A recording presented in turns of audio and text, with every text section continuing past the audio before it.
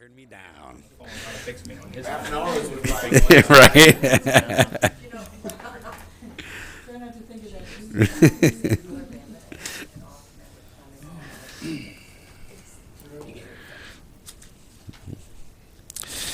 All right, the time is now 7:21. I call to order this meeting of the Columbus Common Council Committee of the Whole for Tuesday, May 15th, 2017. And when you are ready, if you could please take the roll. Kenny, Here. Malat, Here. Reed, Here. Rule, Here. Tome, Here. Traxler. Here. Hendrickson is excused. This meeting has been noticed appropriately according to state statutes. Now, we need a motion to approve the agenda or make some changes. I have a couple of changes I'd like to make, which would be striking numbers 6 and 16 from the agenda tonight.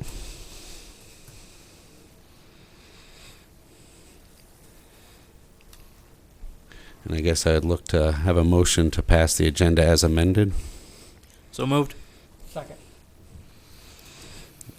And is that a simple voice vote? All right. All those in favor, say aye. Aye. Aye. All right. Has anyone signed up for public comment? No. Anyone present like to speak at this point? No. All right. So let's jump right into here. And we have consider a request from Lyco Manufacturing, Inc. for a variance to the required driveway widths.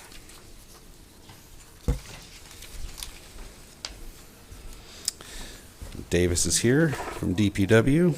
Yeah, I get all the driveway applications. So when there's something that would require a variance, since there is no Board of Public Works anymore, as the ordinance states, then it then goes to Committee of the Whole. You are the Board of Public Works in this case.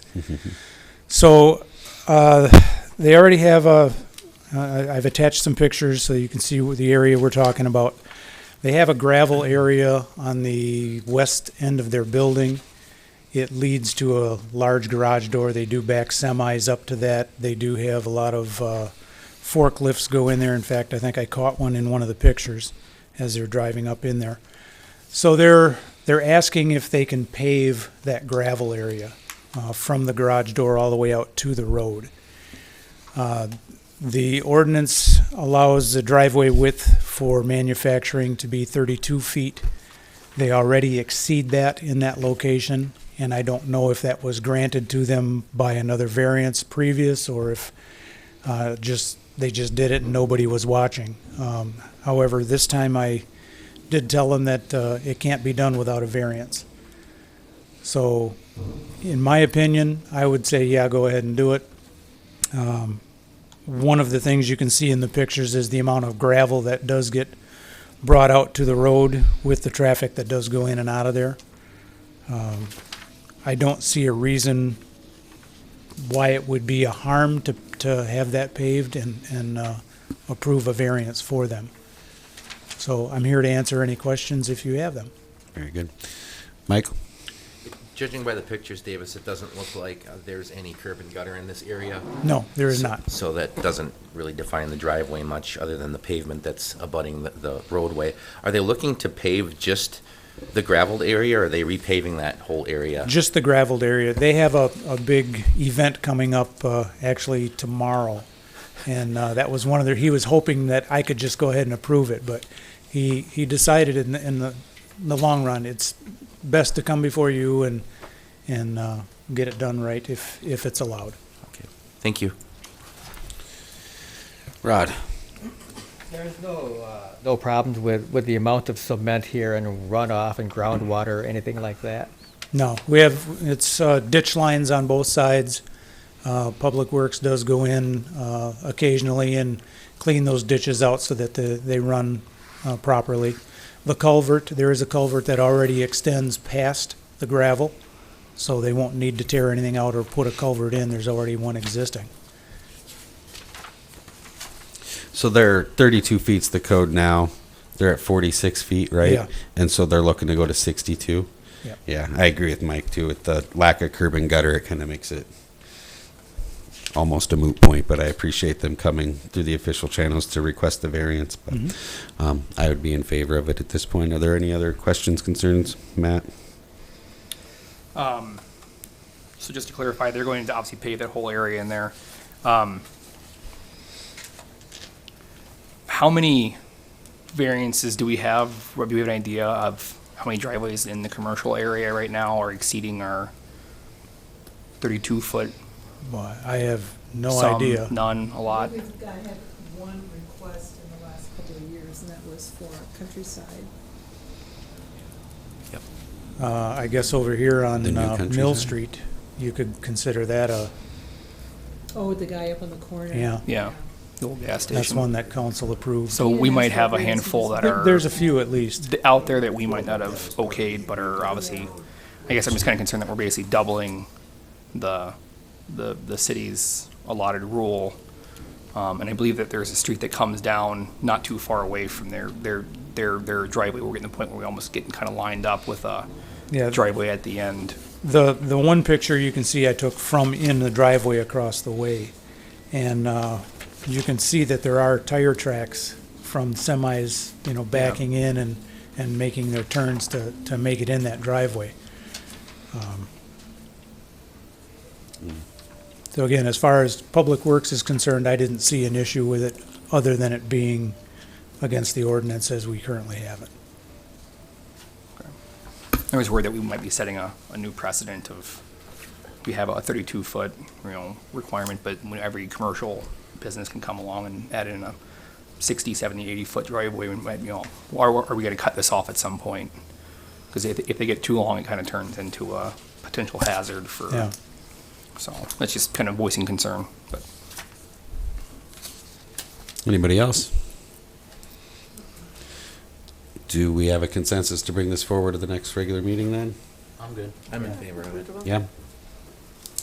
All right, so Thanks. I wasn't sure if Committee of the Whole was Oh, yeah, I where it guess. stops, and then you just say, go ahead, Davis, you can proceed, or if it does have to go to a regular meeting. Is this our public hearing? Well, you don't, No. you don't need it's not a zoning issue, so you don't need to worry about public hearing or anything along that line. The question is, because there isn't a Board of Public Works anymore, what happens? It's a good question. The Board of Public Works was disbanded when the Committee of the Whole came along, would be my guess. Were they seriously gonna try to get this paved by tomorrow? He was ready to go. I mean, you can see Is that it's, them right outside? might be, I don't know if they're ready to go tomorrow. His hope was that this would be the meeting where I could have then the authority to tell him to go ahead. But again, I don't know how that, how to proceed on that as well.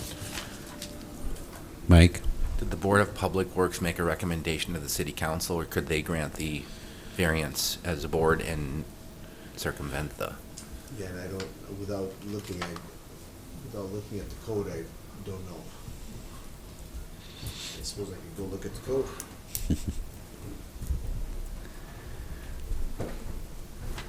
I think you scared him off.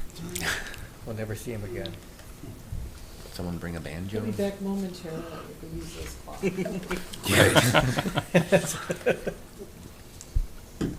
All right, well, we learned something new. We are also the Board of Public Works. All right. Do we get a raise? Of money? Pats on back. I'll get you a T-shirt. There you go. 2XL, please. 2XL. I need some room to breathe. Subdivision? Pardon? Subdivision? For driveways? Yeah. They're in subdivision. And in zoning, 114. Yeah, well, it's not a zoning issue. No. This will be the time where I give my, where I give my, I guess often raise. plug that your code of ordinances needs to be seriously overhauled.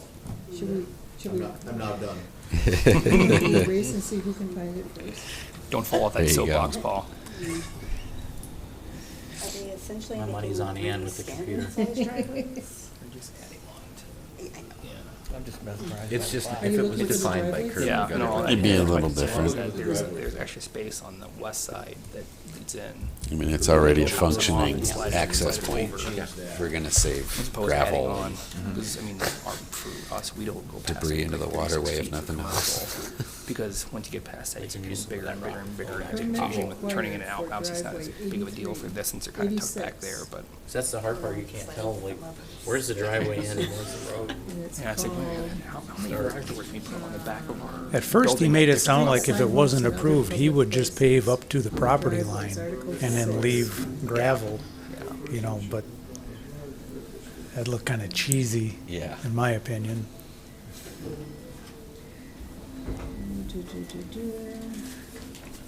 Probably do it asphalt, not. You say, is he willing to chop off some on the other side to keep the sizing? it's under, go down. You know, I didn't to, ask him that. Because I know looking on the west side Section of the 6, driveway, there's a lot of extra kind of coming into that parking lot area. 191. Requirements for commercial and industrial. Exceptions to Yeah, I don't know requirements. if he'd be Board able of to cut Public Works much may off that waive one. the Yeah. requirements for residential drives. The Board of Public Works may waive the requirements for commercial and industrial if the applicant submits an engineered alternative plan that will effectively permit ingress and egress with a minimum of hazard, congestion to pedestrian and vehicle traffic both on and off the The street. Board of Public Works has the final call. There we go. So we can do it right here, right now. You can do it right here, right now, if you so wish, then make a formal motion to do that. Okay. So I guess I'd be looking to take an official motion on the request for variance from Lyco Manufacturing Incorporated.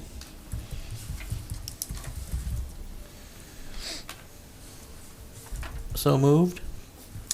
Seconds. All right, and for that, I assume we would need, Voice vote. Oh. We don't really do. Voice vote is sufficient. is it? Okay, very good. We will do a voice vote. All those in favor? Aye. Aye. All those opposed? All right, it carries. The variance is granted. Thank you very much. Thanks, Now we Davis. know. All right, so now remember that next time that comes up, that's what we did. 86, 191. All right. And one. And agenda item number 6 has been deleted from the agenda. So now we are on to item 7, which is consider accepting donations to various programs for the police, recreation, and senior center. It looks like we have a few of those folks here. We have Amy Jo Myers from the rec department and Chief Meister from the police department to speak to this if anybody needs. So looked like most of the write-ups were talking about not looking to exceed $1,000 to $2,000 for these gifts, and they're just looking for us to give kind of a blanket okay for them to accept such donations. And they have memos in the packet here kind of lining out what those anticipated items would be in general, at least. Mike? I came up with quite a few questions when I was reading through the memos. And I don't know if Kim Manley would need to answer them or not, but it is about how donations are accepted. I think there's different circumstances in different departments on how donations come into the city. Say the rec department who's doing fundraising for a park or other things like that, that it's into going into a dedicated account and not just the general fund, because it's being donated for a specific purpose and how those funds are held. I do think that maybe there's a little bit of confusion based upon some of the memos that I read, because my understanding is that the current policy allows up to $1,000 monetary donation per occurrence without any action or approval from the council, correct? Up to? That's correct on the first part, but if it's subject to a condition or restriction, that's when then the matter shall be referred to the city council. So that originally where it came from, Chief Meister, his concern was he gets a lot of smaller donations that are for the national night out. So it's what comes with a condition. So that's where this started. And then as we talked in department head meeting, others thought, well, they had some similar circumstances. And I think this is, becomes just an issue of looking at the policy a little bit. I think that was included in the policy maybe with some other things in mind. You want to, if someone gives a monetary donation and it's for a specific purpose, I think oftentimes would need, you would want to take a look at it depending on what is intended by it. But for something like National Night Out or something that's kind of within the flow of a program or a department's typical process or projects, then that seems to be a little bit different. So I think that's why we're bringing this forward to talk about and see if do we adjust the policy or how do we address these things. Mike, are you still on here? Yeah. Yeah. I feel like maybe we just need to address the policy, because I thought we talked about the donation policy 2 or 3 years ago, and maybe it's having a list or a working list of approved programs, I guess, per department to say, okay, we know these happen annually, and, we don't need to have a review of every donation that comes in under a certain limit, as opposed to not real keen on basically just kind of having a blanket rule to apply, because how do you apply that to new efforts? I think it just becomes a little bit too loosey-goosey. If there's a problem with the policy, we should look at the policy. I guess, is there specific instances that we're trying to address with this action? I mean, has this caused a problem in the past where we haven't been able to receive things that were trying to be donated in kind? I guess I'm trying to see, is this really solving a problem?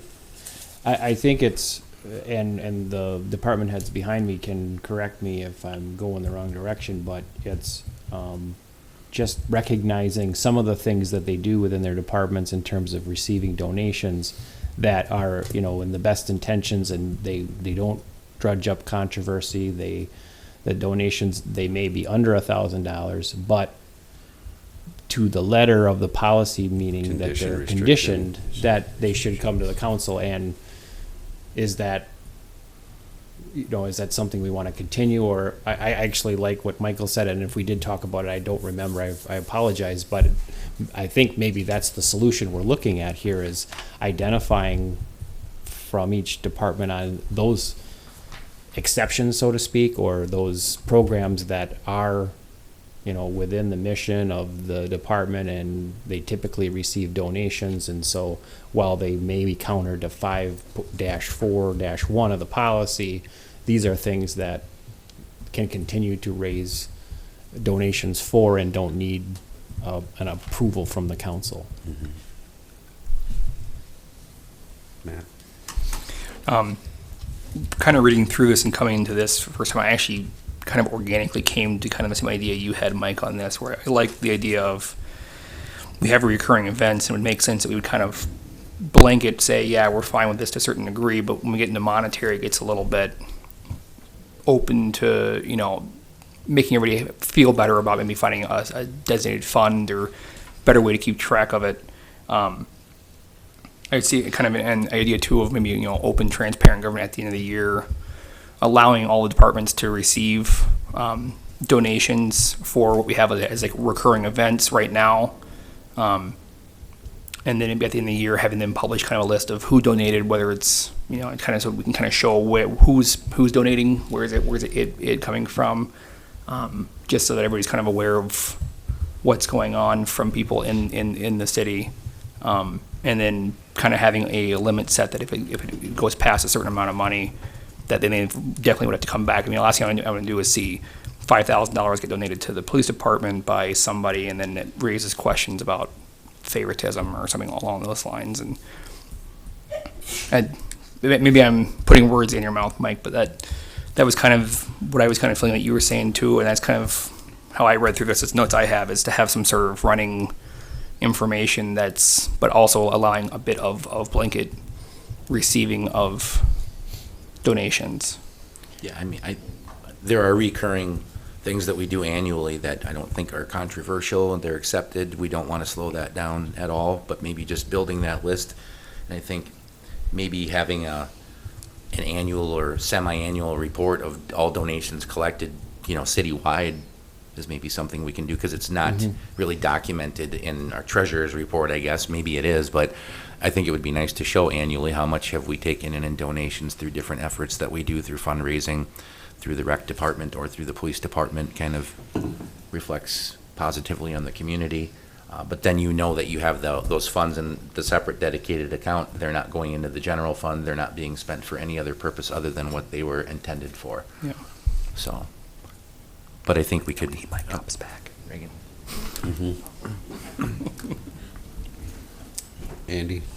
Why, I mean, to that thought, what do you do with the situation where someone donates, $100,000 to help purchase a library property and wishes to remain? That's over $1,000. Oh, it's over 1,000. I think what we're talking about here is kind of the under $1,000 made subject to conditions or restrictions. So that person was donating $100,000 specifically for the purchase of a house, would have to go through the review and Makes sense. abide by the policy, I think. Which I'm assuming the council was aware of where that came from in closed session of sorts, or No, no? Okay.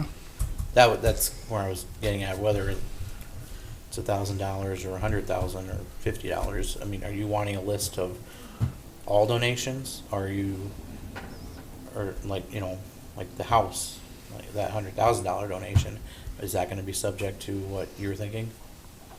I mean, that's just my thoughts. No, that's a good point. Well, where do we draw that line in requiring?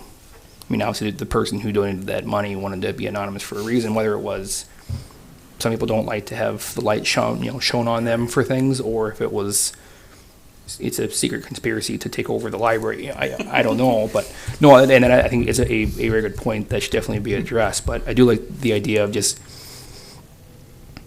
open and transparent. Where are we getting stuff from? And also, as Mike says too, I mean, I know a lot of people donate stuff and really care about the community, going to a Root for Columbus event and things like that. People do care, and they want to give stuff to the city. And I liked Ed's, volunteer thing he did. And this is just, I think, another way to really kind of a double-edged sword, or kind of two birds with one stone. But that definitely is something to be addressed, is these larger donations that do come in as anonymous.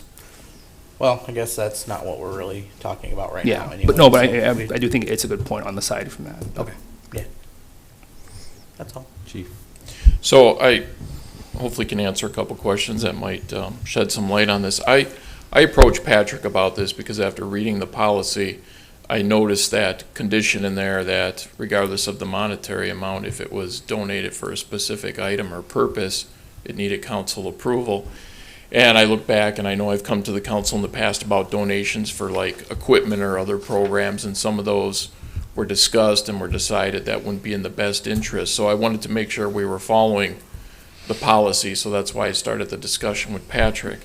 I do know that in the past, when we have gotten donations for programs, we do have a separate line item. I don't know about the other departments, but there is one in the budget for the police department donations.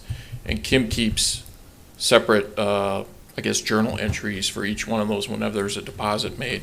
I've been able to request those from her, and it breaks down, the check or the amount and what that was for. So there is a way to kind of account for that. And then whenever I get a check or something, I make a photocopy of it, and I keep a separate file on all donations and mark what program it's for.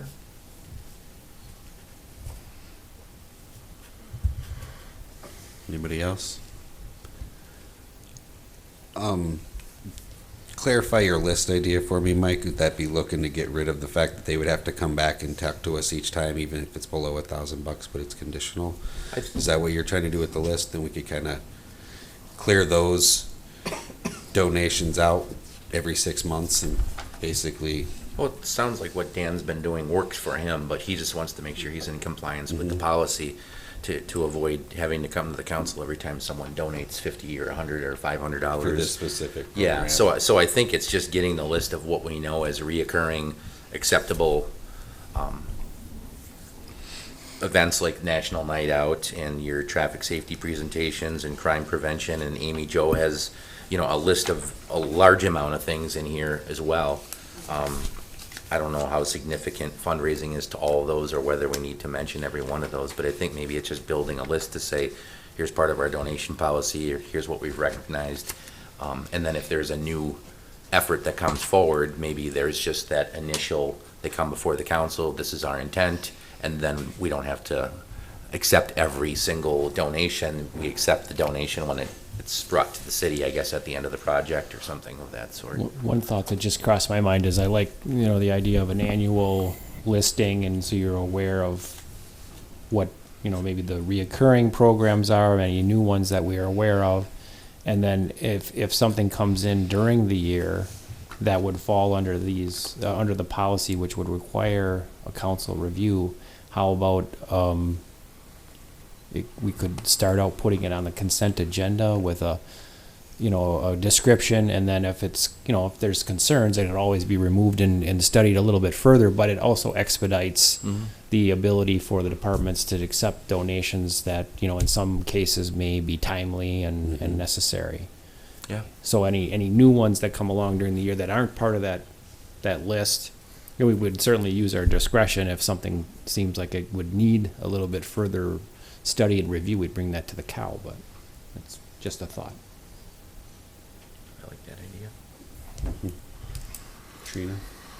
Yeah, I didn't think the question was so much trying to keep track of every individual that was donating $20 or $100 to different programs.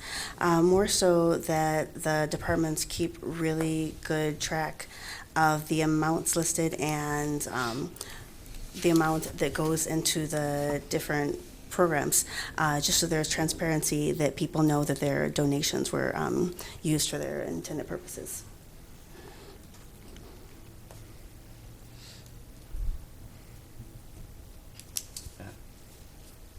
I feel like Chief Meister is kind of your guys' figurehead or leader. Did you guys like the idea that Patrick had? Are you guys kind of on the same? Actually, we, Yeah. I feel like he's kind of giving you threatening looks to keep you guys away, So. I do similar to what Dan does. I track every single expense that comes in on the spreadsheet under donations and how it's been used. So, even for the playground, every Easter egg hunt donation, $5 here, $10 there, everything is logged. Like Kim has a journal entry, and then that's a good way that I keep, that I know I raised $800 this year for the egg hunt. It's like an average amount. It kind of helps me too. So, but no, we track everything. Yeah. So, and So obviously that it seems they like know that we're spending it in the right areas. and obviously it's working, and you guys don't have any concerns with the idea of trying to maybe add a little more on that if we do a blanket. Nope, just print it off for you. That should be pretty easy.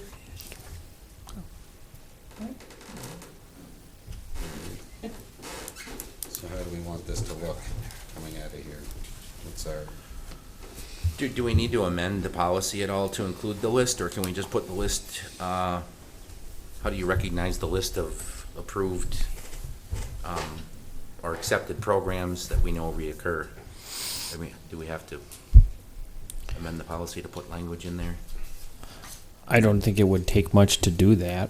In the meantime, we can work on the list and can present it all together as a committee of the whole item, and so then at least it's marked up in the policy and it's understood, and we know how the blueprint is settled going forward.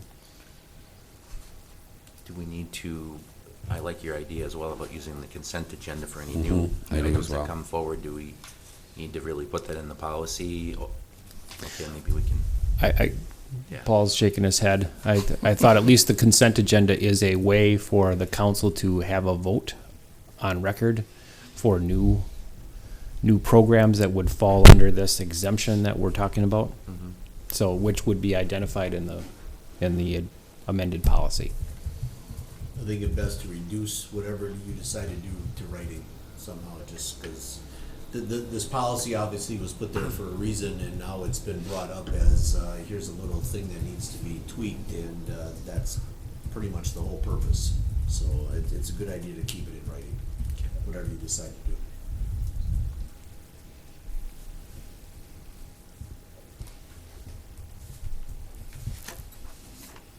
Okay.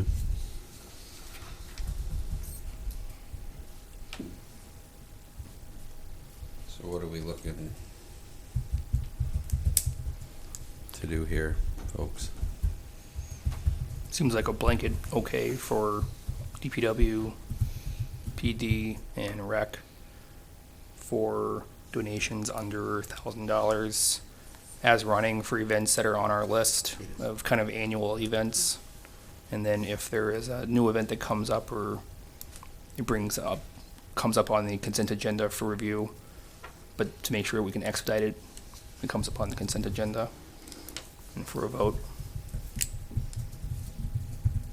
Want to have Patrick kind of just write up some draft policy language for us at the next committee of the whole? Yeah. That'll work. Bring That- it back I think to we get us. the idea of what we're looking at. That would describe the changes we're talking about in terms of an exempt list or whatever, those kind of programs that fall under this concern. And then, along with it, I think we could, bring forward those programs and items that the departments do get the donation, so you're aware of those now that are going on.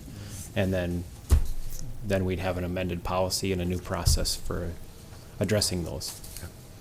And the consent agenda for new additions. I like that idea Yeah. too. Would there be any, Sounds good. We would there, will see you again next cow with this stuff, right? Yeah. Don't know if we need to exclude it, as Matt said, about specific departments. I think it's a citywide policy for donations, Yeah. correct? So any donations. Yeah, I think this, when we talked about it as staff, it was most of concern of these departments, but I think it could apply to any of them that Oh, do fire take in. department too, yeah. Yeah. the others didn't show up, so they don't get anything.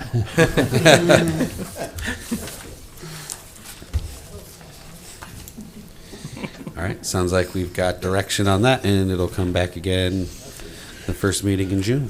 Got it. All right, thank you. Now we are looking at consider the draft ordinance to create a standing TIF joint review board as directed by the state legislature from last year. Attorney Johnson wrote us a memo about this. It's basically a have to. This is really exciting. Yes. It is basically a have to, and the issue is kind of twofold, because the requirement for the standing joint review board doesn't necessarily come from the TIF district or anything that's going on with development itself. It comes from the fact that the standing joint review board is now required to review the annual report that comes out every year. And that's something that is now being focused on a little bit. And in order to review the annual report, you have to have a joint review board. So that's the bigger issue of the two, but it will also take care of both issues, because if and when a TIF district is going to be created, you already have the joint review board in place, which is actually a positive byproduct of the whole thing.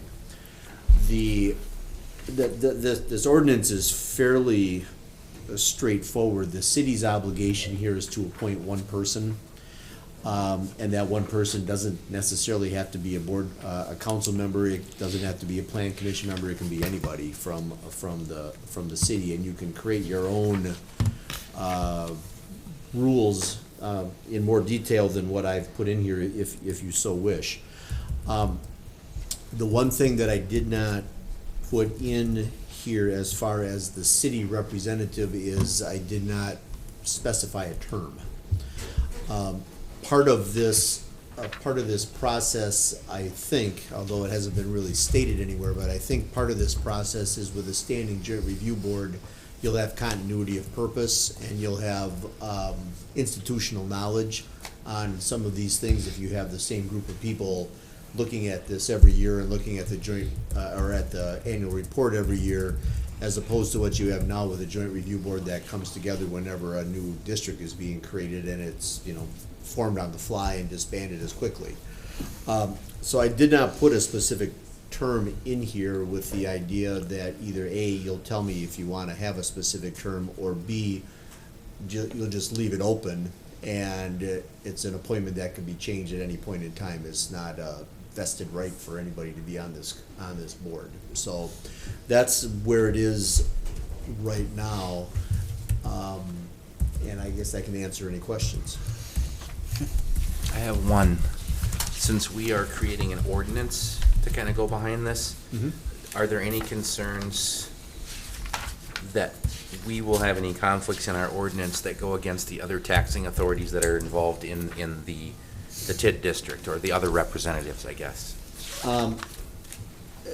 Potentially, but probably not. And I say probably not because I drafted this so that each of those other entities makes their own rules. Okay.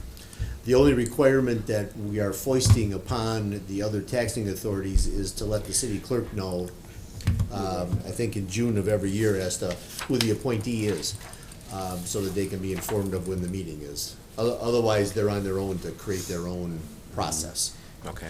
And as a side note, the technical colleges and the counties are having some serious conversations here, and they're scrambling around a little bit because all of these annual reports are supposed to be reviewed on July 1.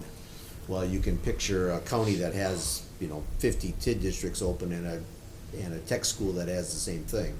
So they're trying to figure out how they're gonna staff all of this, which is again another reason why I left it wide open and allow them to have a member or a alternate or a designee or something like that. It's just, they can cover it however they want to. Fortunately, you only have one. That's the only question I had on that, really. Anybody else? Do we want to consider a term length? What's That's what we're here to do, is consider. Is that 5 years? I mean, I don't know what's. I have no idea. I don't know. I don't even know where to start. That would be the first number that jumps in my head too. I don't know what any logic or purpose it serves other than, heck, 5 years sounds like a good round number. It's not too long, not too short. If you can find someone willing to do it, you get a 5-year commitment out of them. Well, Right. And the person appointed can resign at any time. Yeah. And you can terminate the appointment at any time as well. So, I mean, it still is those two options are always gonna be available to both sides. It would seem to plant the seed of a desire for consistency. Much beyond that, like you said, they can quit whenever they want and they can be dismissed whenever. All the people are either elected or appointed, and they're term to end. Yep, well, and that's another reason why I didn't put a term on there, because if you have one of the council members and your term's up at 2 years, Kind of hard to serve for 5. you're not gonna have a 5-year term Yeah. for that, so. But it's completely up to you. If you wanna have a term, that's perfectly fine. If you wanna leave it open and just at the whim of the council, I think that's okay as well.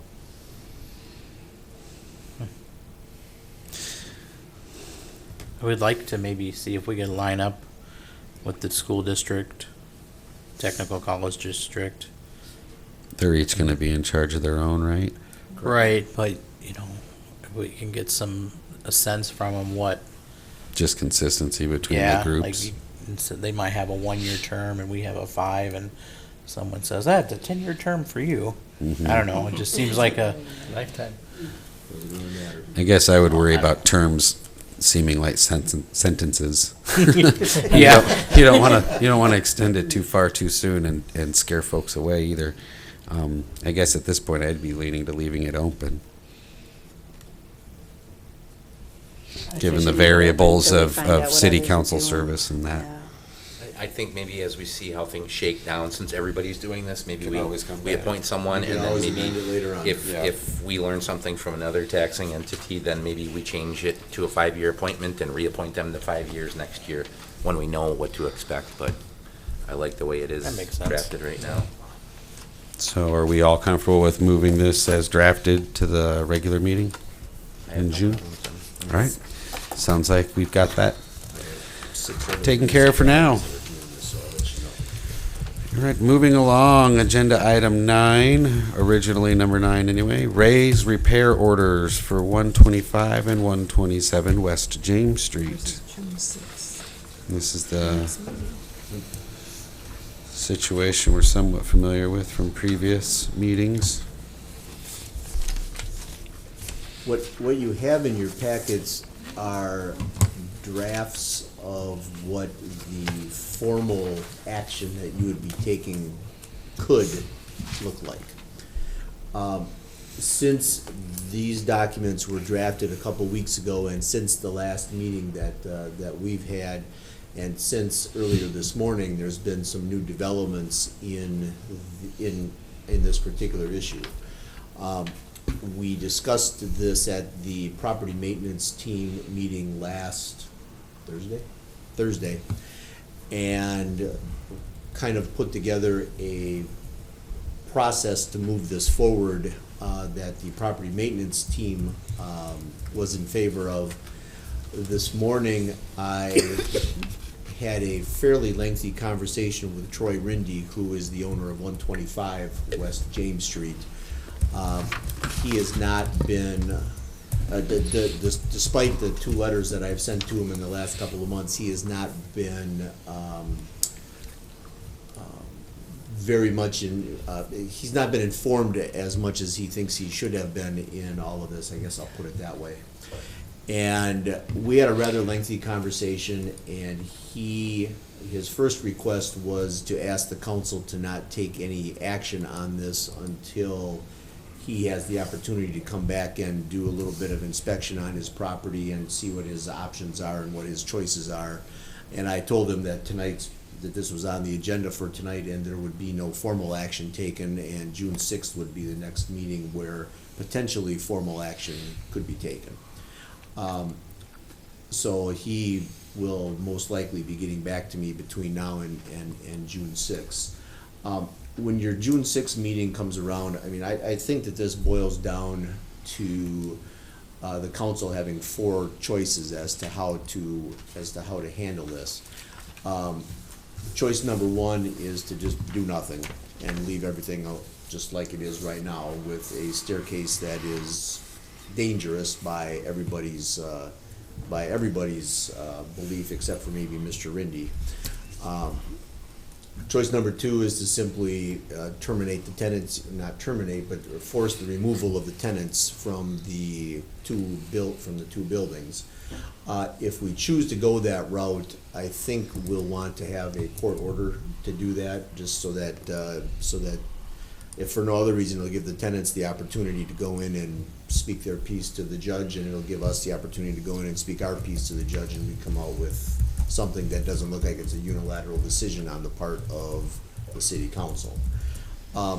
The third choice is going to be, as we discussed at the last meeting of the committee of the whole, which is basically the city doing the work and charging it back to the two property owners. The benefit of doing it that way is that there will be the project will get done. The question that will come up is, if the city does it, will you be compelled to bring everything up to code, or will you be compelled to do kind of the intermediate step that we have told the owners that they can do? And if you do decide to bring it up to code, you don't have any idea what you might be getting yourself into by the time you start ripping stuff apart and taking things out. So that, and then you don't have any guarantee that you're ever gonna get your money back out of it either. So, so out of those 3 choices, the property maintenance team, I think, was leaning toward choice 2, which is get the tenants out of there. It's a safety issue, if nothing else. It's a potential fire hazard. It's a potential falling down the stairs hazard, if nothing else, at this point in time. And once the tenants are out, perhaps the landlords of the 2 buildings would be more compelled to do something in order to get their income stream back. The 4th option is to try to work with Mr. Rindy when he comes around.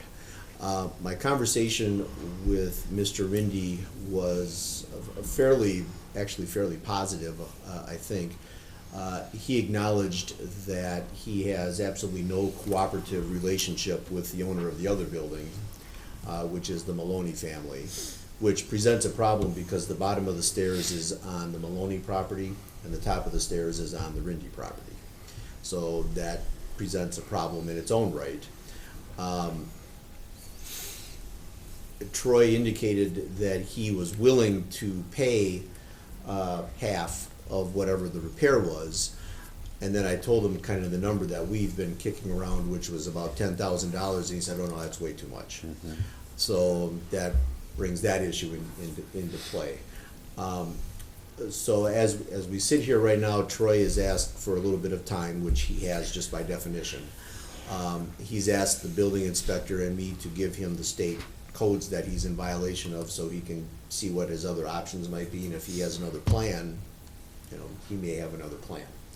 But as we sit here right now, that's kind of where this sits, and I think that for the council, in addition to the four choices that I just laid out, the more immediate is, do you want to keep this conversation at the committee of the whole meeting until the next time, so that Mr. Rindy has the opportunity to do whatever due diligence he thinks he needs to do, or do you just want to move it forward and keep this moving ahead? So that's kind of where we are right now. There's good news is we have some contact, and I actually am able to contact Mr. Rindy now. I got a phone number and an email for him, so that's good. The Maloney family is completely silent. Rod? Do the tenants know what's going on? Oh, thank you. You're welcome. Yes, I have actually had a conversation with one of the tenants. She's most unhappy with the plight that basically she's finding herself. But she readily acknowledges that the stairs are very dangerous. But she also readily told me that she has no place else to go. And which is a situation that you know you're going to be dealing with. So that's something else for you to take into consideration. But one out of the three tenants I've talked to, they all have received a letter, so they all know that this is coming. But there's been no other formal action on with me and them. Matt?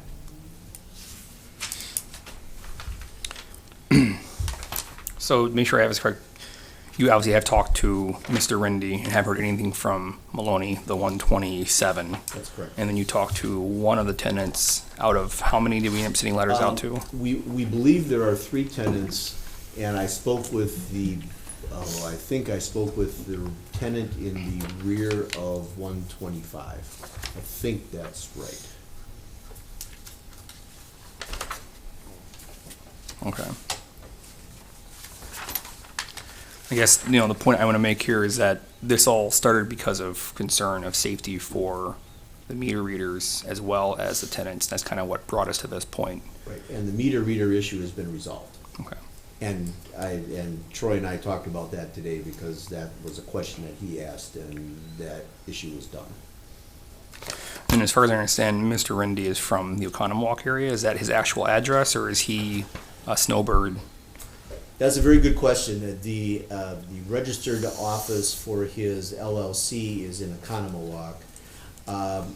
His mail got forwarded to Texas, and he was calling me from Alabama.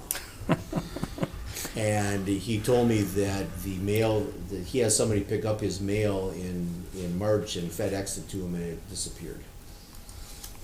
So did you finally make contact yourself after tracking him down, or did he finally get a hold of something and contacted you back? He called me, and I believe he called me because one of the tenants got to him. Okay. I think that's right. And you said that based on your conversation you had, he was at least open to conversation about all this. Yeah. Okay.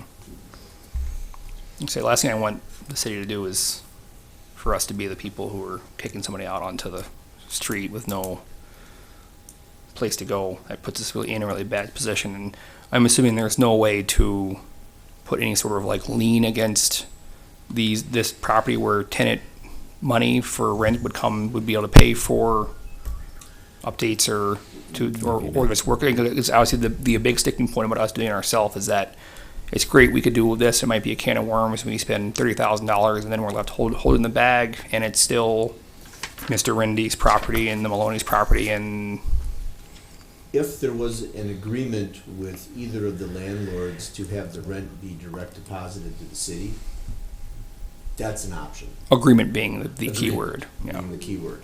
Otherwise, the city's only mechanism for lien or compelling payment is going to be to put the cost on the tax roll. Okay. And that will get, well, that should get paid. Should. Thank you. The court order, you said basically the tenants would be removed, and then I assume there would be a freeze on that property. He wouldn't be allowed to seek new tenants, either property Exactly. owner. Right. And thus forcing their hand. But to your point, Matt, I agree that's something we need to really consider strongly because of the impact to essentially innocent bystanders who are. Well, right, and I adversely agree with affected. that 100%, and the real issue, well, no, there is no good choice here. Mhm. Okay, I mean, that's the biggest problem. And I certainly agree that removing somebody from their home is not a good idea. Leaving somebody up there to deal with that is not a good idea either. And the fix is unknown. Well, the Band-Aid approach that we've offered is a known. And I think it's workable, but if you actually start trying to bring it up to code compliance, that would be another issue altogether. Given our position as the city and the authority, could we really do the Band-Aid approach without Yeah. addressing the code issues fully? And Very good question. I would tend to think not. Well, I would tend to think not as well, except for the fact that this staircase is a staircase on a 100-year-old building. So and we've talked to the building inspector somewhat, and believe it would be acceptable to replace what's already there. As opposed to if you take it off, now you're stuck with doing basically two separate That's- stairways with the upstairs apartment that only has one door for the two buildings, and a requirement of two stairways, and you can see where I'm going. They have a with this. common entry point at the top on the Yes. second floor? Yes, and it's on the 125 side. Yeah, no, yes. And there's no way, and there's no interior solution to this of trying to separate interiorly, go outside of the staircase conversation and go inside the building I to try to address the single ingress egress.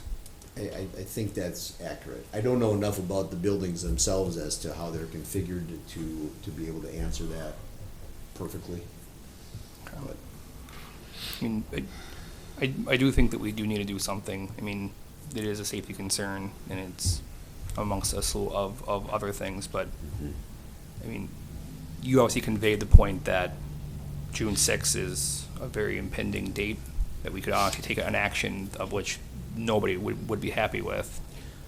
And what was Mr. Rindy's intent with asking us to defer? His intent was to just give him some time to, number one, well, I use the term due diligence. He just wants to be able to get back here, see how bad it is. Well, okay, we all know how bad it is, except for maybe him. And to see what his options are, contractor-wise and perhaps legal-wise as well. And then either get back to me or present himself here. And I've invited him to come here and have the conversation. I mean, it's going to be either, if it's at the council, he has the opportunity to speak, and if it's at the committee of the whole, he has the opportunity to speak. So either way, he can come here and state his piece, or else he can do it through me, I guess. But that's what I told him. So, Go ahead, Matt. I'm sorry, I guess the last question is, say if he does come back from Texas or Alabama, wherever he is, and follow through on this course of action, and he does, not balk at a $10,000 or more cost, that still leaves us with 127 and crickets. So, if he is on board with doing all this work, Band-Aid or full code, where does that then leave us? If for some reason would that leave us for the other? If it turns out that he was willing to pay if he was willing to pay his half, whatever it happened to be, then you do the work and you put the other half on the On the tax bill. 127 side. Okay. But that would be with us doing the work? Because I guess my question Right. then would be, he goes and says, yep, I'm just going to go ahead and we'll start on this. He doesn't own the entire staircase. And so can he really begin work without any kind of agreement without the Maloneys? And again, this would be, if, the more that I think about this, if the city is going to do the work, we're gonna do it under a court order. If for no other reason than to address that very issue and to give the city cover. So I guess the potential worst case scenario is we kind of unofficially give this extension to the 6th and maybe beyond for whatever reasons. We all as a city know full well the state of that staircase. So between now and the 6th, heaven forbid, there's an emergency, what kind of liability comes back to us? If we didn't force the issue and we've known about it for such a term of time. Yeah, I mean, we know about this, we're taking steps to deal with it, and I can't give you a more definite answer than that right now. Andy? So, say we chose option 2 to get the court order and had them, the residents evicted. What at that point? What are we? Are we just? That's it. We're ignoring the problem until they decide they want to do something. You're shutting it down. I mean, the first floor, there's no problem with the first floors. Okay. So we wouldn't. Yeah, I don't know. I was thinking if you did number 2. Yeah, never mind. There's no good answer here. No, there is not.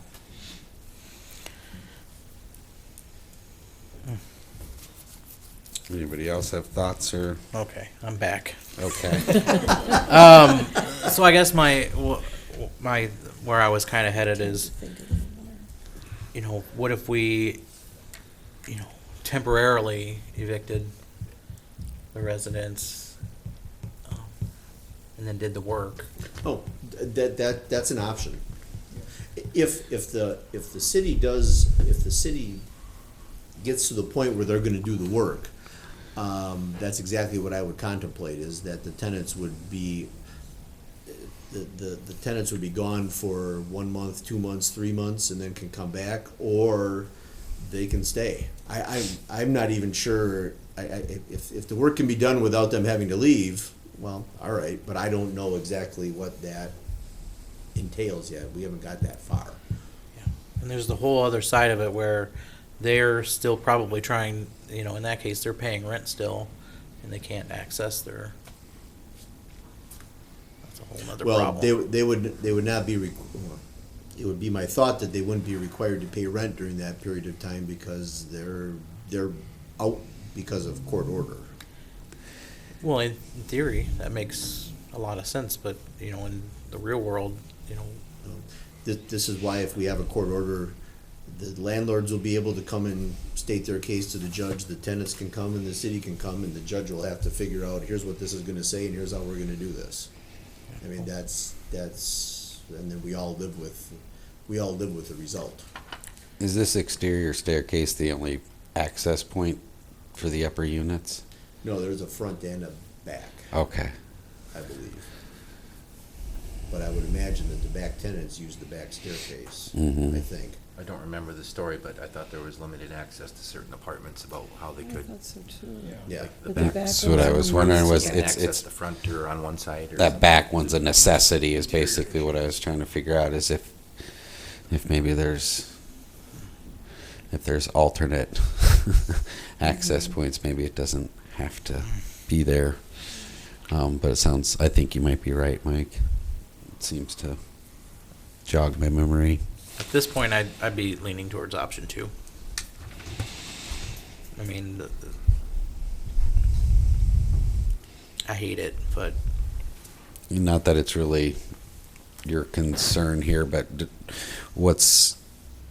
if we went with option 2, which was the court order, and you remove the affected tenants from the premises, what kind of recourse do they have with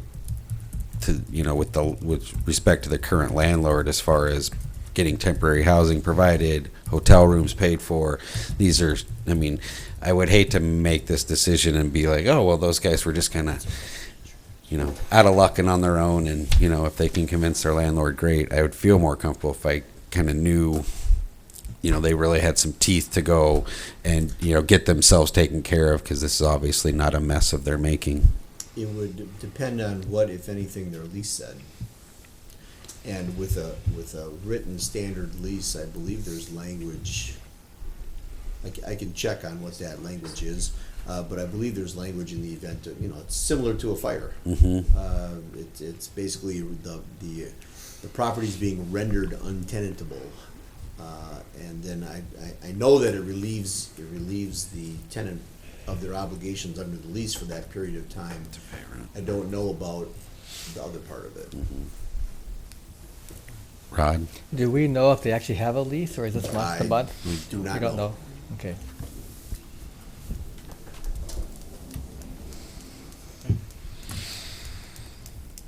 I'm not comfortable with anything at this point. I don't know about you Yeah. guys. Is anybody yeah, leaning one it's- way or the other? I mean, Andy's obviously begrudgingly kind of leaning towards option 2, which I guess if I had to put my life on the line and lean one way or the other, I guess it'd be that way, because it seems to be legally cleaner. Well, it's the cleanest of the legal options. But is it the fairest? I mean, it's that's the weight, right? Is Most public likely safety the most versus unfair fairness and. of the options. And if we do number 3, we did the work, there potentially might have to be displaced either way. Potentially. Well, yeah, But it might be for a weekend as opposed to, or, 2 days as opposed to 2 months. But then we do worry about precedent and setting ourselves Yeah. up as, community remodelers. Agree. Rod? I'm not that worried about setting a precedent, but I'm actually leaning towards the Band-Aid fix, number 3. Although there are complications with that also. If one side wants to pay for it and the other side doesn't want to pay for it, who's actually doing it? The city's not doing it. The Troy is going to be making half the fix. So I'm not sure how that works. Well, I believe Attorney Johnson's told us as well, is if we were going to be the contractor on this, we would have to do the court order route anyway, because you have 2 property owners that Oh, yeah. don't Yeah. agree. Yeah. It would make me a lot more comfortable. Matt? I guess, is there a way to bring forward to the next meetings, so that of the 4 options, 1, do nothing, I think is not really a viable option. We're going to be between 2 or 3, either evicting or doing the work ourselves and suffering the potential on that. I see this as bringing something to us as what would this look like? I think we're talking about a lot of ideas, but we aren't actually seeing, like, what is the language we'd actually see in a court order, or how would this really break down for doing it ourselves, and what would we take upon ourselves? And I feel like if we carry that, ask you to bring something towards us, a little more information, maybe give a couple weeks for Mr. Rindy to come here, and he might take care of it anyways, or at least clarify this situation. And then come June 2nd, we have a little bit more to really dig into and make a more educated decision. I can probably prepare a memo that says, here's what I'd be asking for. I mean, when you have a court order, I don't get to tell. I get to ask. Court does. Now, in a situation like this, I would like to think that we'll have a fair amount of leverage in forming what this is gonna say. So I can try to flesh out, here's what I think we need to be asking for when under the various scenarios, if that helps. I feel like if we did go with option 2, I mean, that's how, like Attorney Johnson said, that's where it hits the landlord to get the work done. I mean, you're cutting off their income stream. I mean, that is a good hammer or stick, if you will. But then also means that the city is in evicting people. Courts evicting people. Yeah. Well, by Request. Right. yeah, by proxy, if you will. And for really good cause, but yeah, it's not a good look. I hear you. No. Yeah. And that's why I think getting some language or request what you would see from you and giving, Yeah. not to keep putting it off, but I think that before we make a decently impactful decision on people's lives, a little more meat, and at least give time that now Mr. Rindy has made himself known to the world. I kind of like that idea too, and even though the dog ate Mr. Rindy's homework, and I'd never like that excuse, it does afford him the chance to address it. I'm not sure, Andy. Yeah, I was just thinking,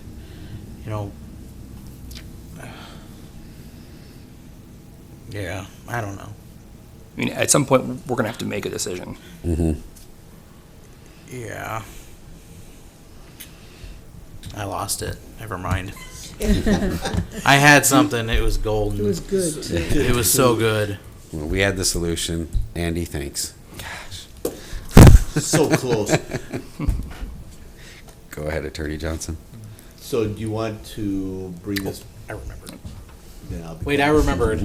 So I would feel a lot more comfortable kicking this, down the road a little bit longer if Mr. Rindy came to us with a plan.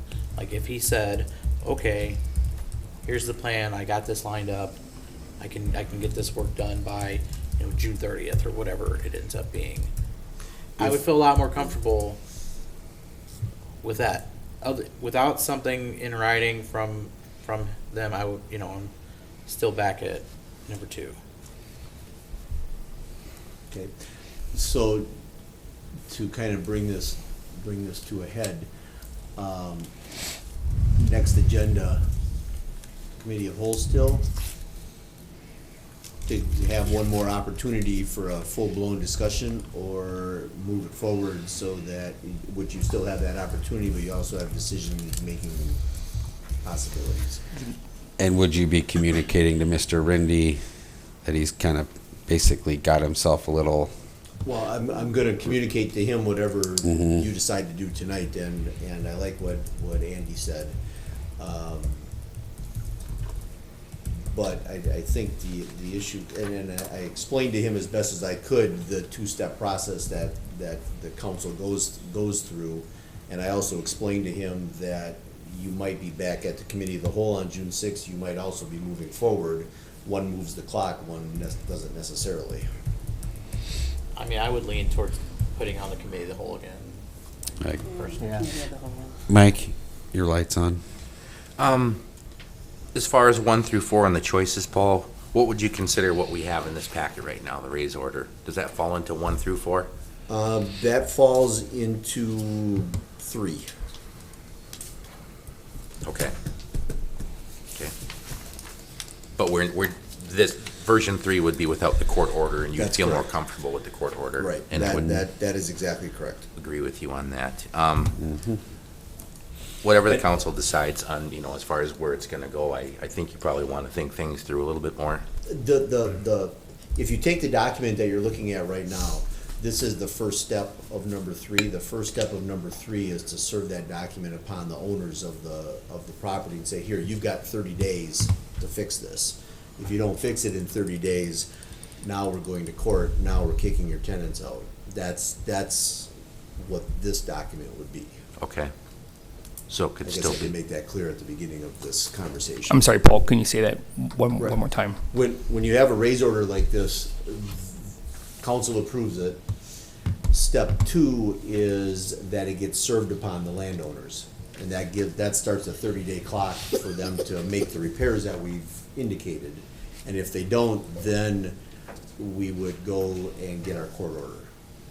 And most likely, I would be applying for it while the 30 days is running, just to keep everything moving forward. That's the May 31st, the honor before that date, that's the 30 days. And these timelines are a little bit off kilter now. Yeah, because so- we but that waited a couple insert weeks. date there, if you will. Right. Yeah. So we could accept these 2 raise orders, bring them forward to the next regular meeting. That would kick our 30 days off That's correct. the following day when you get to serve it. Right. And we serve the raise order by doing 4 things. Number 1, you record it with the Register of Deeds office. Number 2, you post it in the Columbus paper one time. Number 3, you send it by first-class mail to any lien holders, if any. And number 4, you fine them. Oh, sorry. And number 5, you post it on the front door. Mm-hmm. And the back door, but I'm not walking up there. Mike? thanks for that explanation to kind of clear that up. Yeah, I forgot to But go that's- through that part. That helps, but my concern now is that we've been talking about this for a while. I don't want to be the bad guy. I don't like the thought of evicting anybody. Mm-hmm. I also don't like the thought that if we allow this to happen, we're allowing a dangerous situation. And if there was a house fire and someone lost their life, then why didn't we do anything about that? You know, that's all part of the equation. It's all about probability. You don't know what's going to happen. And so if Mr. Rindy does decide to come in here at the next meeting, I feel like this has outlined the conversation that's been happening for quite a while, and there have been concessions made by allowing this to be an acceptable repair. It is. If those stairs get torn off the back and they need 2 compliant, non-combustible stairways, there's probably $60,000 worth of work. That's not going to get done. So this is about the most basic level of, repair that we're asking to get them into compliance. So I would be a On little their bit own. cautious to have him come in and try to wear this plan down to, well, I'll do this and I'll do that. But we need to make sure that there isn't, a significant safety issue in that building if they're renting it out as income property. There's an obligation on his part, and I hate to put a tenant between us and him, but that's kind of what it's going to come down to ultimately, if he's not going to comply with this prescription. So it sounds like you would be kind of in favor, Mike, of moving forward with the raise orders to the June 6th regular meeting, and that kind of gives him, Well, Gives- I have to sign it, which isn't going to be glamorous at all. But I think if he comes in here with the impression that he's going to tug at our heartstrings and you can't do this to me, we have a tool in place already that we can take action on. well, Or we cannot take action on it and accept a different proposal at that point if he's got a solution that he's Yeah. bringing forward. I like the aspect now that we have clarification of it kind of forcing the timeline and it establishing it for it, because I think with this individual particularly, we probably need to have definitive timelines in place, or we're going to get a lot of lost FedEx packages and no one notified me and this isn't fair. I'm in favor of moving forward with the raise orders and just kicking this horse in the rear and getting it moving down the road and seeing if we can force some action, because they've been aware of it for a while. I mean, I would assume he does property inspections. You shouldn't assume that. Oh, yeah, well, maybe his insurance company would like to know if he's doing property inspections, but anyway, that's where I'm at on this. Andy, I think you might have been first, and then Rod. This is for Attorney Johnson. So after, with the raise order, it starts that 30-day clock. That you would can get start the 7th. Right. court Well, order. it'll probably start closer to the 8th or the 10th, depending on how everything. So that whenever it starts, there's that 30-day, it's 30 days Right. until you would get the court order. Well, Is that, and it'll probably be longer than that to get the court order, because getting in to see a judge in 30 days is damn near impossible. and then I would ask for it right away. my other part of that was, would we have the power to delay that? Oh, sure. Okay. You always have the power to delay. Okay.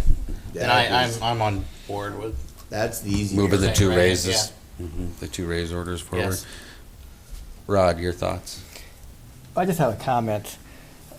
Our job here is to keep the citizens from getting injured here. And if this goes to court and everything, and tenants are being asked to vacate their property, that doesn't fall on us. That's because the property owners don't want their citizens, the people that they're renting from, to be safe. I agree. You know, it's not our problem, it's their problem. So I wouldn't feel guilty. I'd feel sad, but I wouldn't feel guilty. Yeah. Just to put it all, I mean, it'd be a perception issue we have when it comes down to that. It'd be how we look. We all sit up here and we know the ins and outs of it and know that we're not the ones not repairing the staircase. We're not the ones allowing our property to fall into disrepair and become unsafe. So I think it was an important consideration, but I'm with you, Rod. I think we just keep it moving and force this timeline. Okay, for June 6th, forward to the council meeting. For the regular? For the regular council meeting, I'll clean up the raise orders. I'll try to prepare a memo that tightens up the process that I see with some language that we'd be asking the judge for, with a timeline that's a little bit tighter based on this. And I'll let Mr. Rindy know that June 6th is kind of a drop dead date for whatever it is that he wants to do. If he wants to come here, he's more than welcome. Absolutely. And that will, and then we'll just kind of go from there. We have consensus then? Yeah. All right. One more question, Paul. When you have communication, or you had communication with him today, did you talk to him about this document and what you had prescribed No. as? Okay, so he doesn't know for sure what the, We did not talk about this document. okay, What he requested two things from me. One is that I send him a copy of the first letter I sent, which has the fix in it, and two, the letter that I sent to the tenants. And I've done that already. And he also requested from the building inspector the specific codes that he's not in compliance with. And I simply said, the current stairway doesn't touch the ground. I think that's a code violation somewhere. Yeah, floating stairways are not allowed. So I'm not a building inspector, but I think I can handle that part of it. And again, the conversation I had with him was it was not confrontational or anything like that. It was more just him being matter of fact. Okay. So, Well, good. Well, maybe we can get some solid cooperation and get this off of everybody's plate. Come June 6th, though, we will bring it back then. okay, I will be ready. Moving on, proposed changes to winter parking in municipal lots and on city streets. Something less confrontational. Today. Okay, so what am I doing? Okay. So obviously we have a series of emails back and forth, kind of given the background to this particular issue. We all sat through this a couple times. Matt, I believe, sat through this in the audience at one point before his election. So I guess maybe a good recap. I don't know who wants to provide that. I'm not. I'll tell you, if you're looking at your packet, page 2 and 3 are the same page. Yes. But, Repeated emails. Yeah. Yes. Excuse me.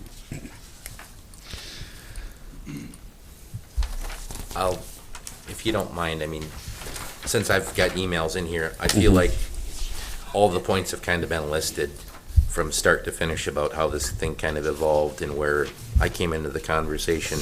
It just seems like there's some vagueness left in the ordinance after it was amended a couple years ago, when we put the 2-inch rule in there, and I don't think we addressed the parking lot specifically outside of this. We never have. Yeah, when, what was his name, Stephen Lang had contacted me about the tickets and had shown up here at previous meetings, that was not just about alternate side parking. violations, there were other violations involved in his behavior, I guess, as far as the total amount of hours you can park in a parking lot, et cetera. I feel like if you're going to have alternate parking in the parking lots, that we need to have an ordinance tied to that sign, and that we don't just post a sign and say, here's the rule, and if you don't abide by the rule, we're gonna cite you and you're gonna have a ticket. I'd rather have an actual ordinance tied to Parking that lots. violation. Agreed. Yep, if that's the way that the council wants to go, at least that's gotta be addressed. Matt? I think one of the other points, reading through these emails too, was a conversation about the clarity from curb to curb. And as far as I understand from Mike, what you were thinking in these conversations was basically having an additional language in the ordinance specifically about parking lots. I think maybe looking at the exact language for curb to curb, maybe including something that say curb to curb, including angled parking spaces or whatever else to be, to kind of make sure we really clarify that point. Because it seemed to be a bit of a back and forth. I don't know if that's been clarified since then, but to really try to drill down to the exact areas and make it clearer. But I do think that a separate chunk specifically about the parking lots itself would be very useful to really make sure that the lots are being used accordingly. And so angle parking would be subject to the rule? From what I understand, Curb to curb. in the definition back that and was forth of provided, I curb to think, curb, which there is is curb at the illegible. end of the angled parking spots. Yep. And that the public street is any route that conveys traffic, including areas that are curb to curb. Well, if you had the angled parking spots that we have on Mill, we have curb up against the sidewalk. So technically that does fall into it, but I guess just to really drill down to the point that, I mean, when we say curb to curb, we mean curb to curb, including, And we thought about angle parking too. yeah. As somebody who got dinged by verbiage in Milwaukee, I had to see it very clear. Paul, does adding definitions to the code help us in any fashion? I notice we don't really have a Street definition. definition of street. Yeah. Do we have a definition of what, downtown parking lot is? Does that help us anyway or not? It will always help. I mean, adding definition is a good thing, because I think right now, part of the problem is that we have the downtown parking district. We define that very specifically by street. So there's a set of rules that apply to that. There's a set of rules that apply to the 2-inch rule, the 2-inch snow rule, period. And the sign says that there's a set of rules in the parking lot, but that's not in the ordinance anywhere. So this can be as easy as taking the sign and putting language behind it and adding it to the snow parking issues. And then maybe tweaking it a little bit to clean up some of the definitional problems that we might have. So that's one approach. But then that requires you to all be comfortable with what we have already, which is the 2-inch rule, which is the downtown parking rule, and the sign. So if you're comfortable with those three concepts, this becomes a pretty simple measure, because you just reduce to writing what the sign says. Putting the which is- sign in the code. Which when you say that out loud sounds really stupid, but anyway, you all know what I mean. Yes. And matching everything up, and then making sure that that we have enough definition in there to handle what Matt is saying and what we're all thinking about, you're done. But if you don't like the three concepts that you're looking at right now, then that opens this up for the much broader conversation that we've had many times before. I personally am comfortable with the 2-inch rule, with alternate and all that stuff. I think you're, in my opinion, heading the right direction as far as basically just putting the sign into the code so that it's official. The definition of street, I don't think it'd be a bad idea either, and then we can clean up the angle parking, which I don't know how big an issue it is, but it's obviously one that's not completely clear. Good example is the parking in front. That says lot on the sign, but it's a street. Mm-hmm. So do we define it as a parking lot that, has to have alternate side parking, or is it a street with angled parking on two sides? I think if we define street the way we were talking tonight, that would be a street with angled parking. And not a You want parking street lot. to be curb to curb? Still remain curb to curb as is written in there, but with clarification.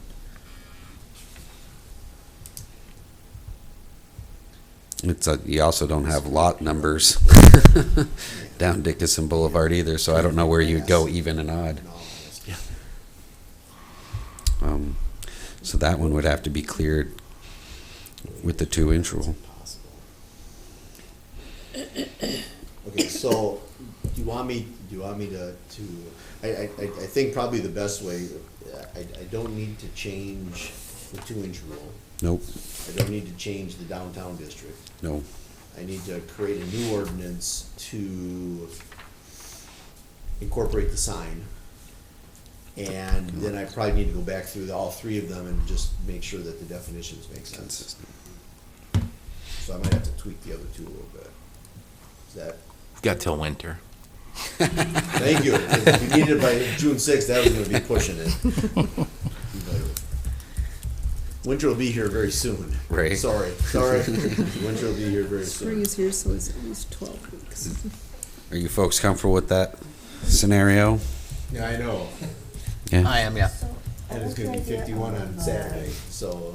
Codifying so I like the idea of codifying the signs. My only question is to maybe have a discussion on what we consider a lot or a street for the angled parking.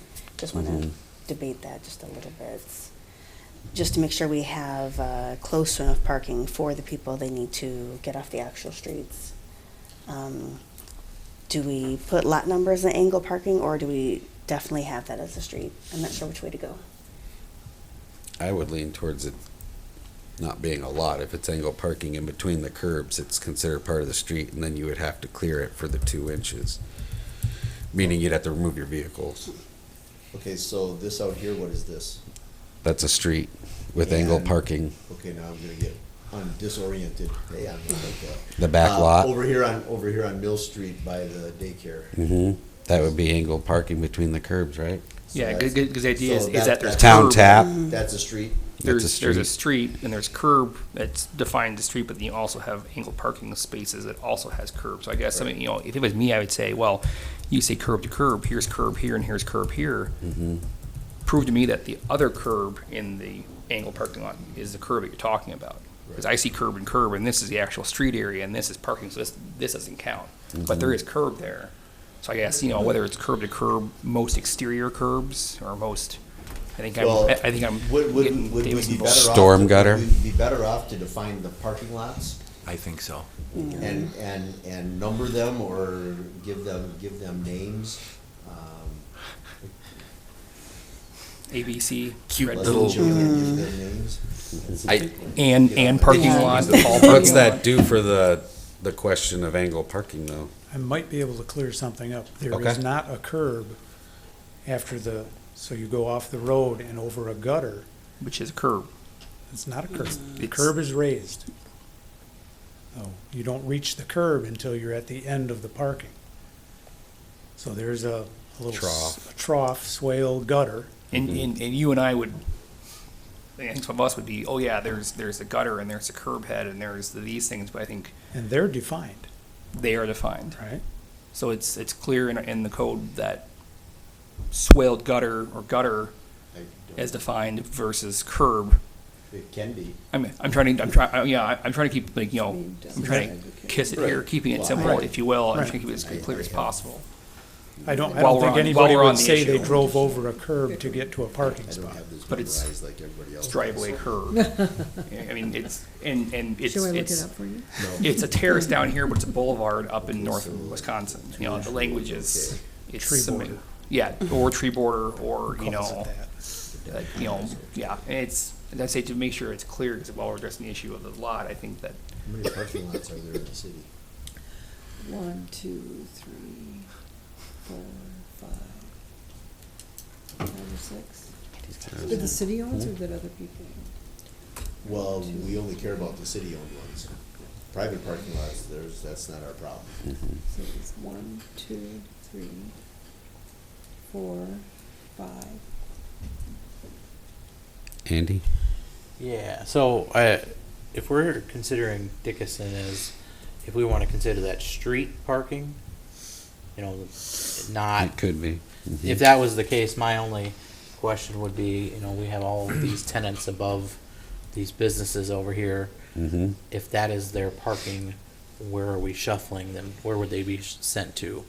One of these the other lots, like back behind us and over here. So it wouldn't be, you know, a huge inconvenience. They wouldn't have to stow They away wouldn't have to their walk cars 3 blocks in somewhere. the snow, no. Okay. Which is nothing compared to people in bigger cities parking blocks and blocks and blocks Okay. away. Thanks. How do they handle it now out on Dickinson? Get off. So they So- clear the street when there's 2 inches of snow right now? They're not considering it alternate side for parking lot? This Right. one back Out here there. is. This one here on Dickinson. Dickinson, I don't think they did the alternate side parking, Dan. So they No, clear the that's- street. That's got a normal 2-inch rule. That's what I thought. Okay. Okay. But it's also called a lot That's where I was. Mhm. on the sign. Yeah. Right. Say, This- I'm parking in this- front of the this sign. is- That's why this needs to be grass. Until the 2-inch rule, they just parked in the parking lots and followed the signs in the parking lots. Yeah, Which I then- really like which the then if we 2-inch add rule the though, because I don't information- need a ticket if there's no snow on the street and there's no reason for me to not be on the street in the middle of February. Well, Yes. okay, but that's the other question, because I think the sign Is a calendar date too. the sign doesn't have a 2-inch rule. It says Doesn't- December 1st to April 1st, alternate side parking. Right. So there's no 2-inch rule. That's what started this whole mess. Yeah. Mm-hmm. So do you want a 2-inch rule on the sign or not?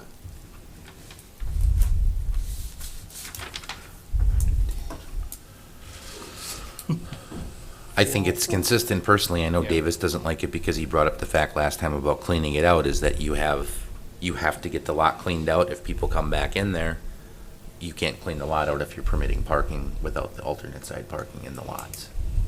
That was Davis's concern last time.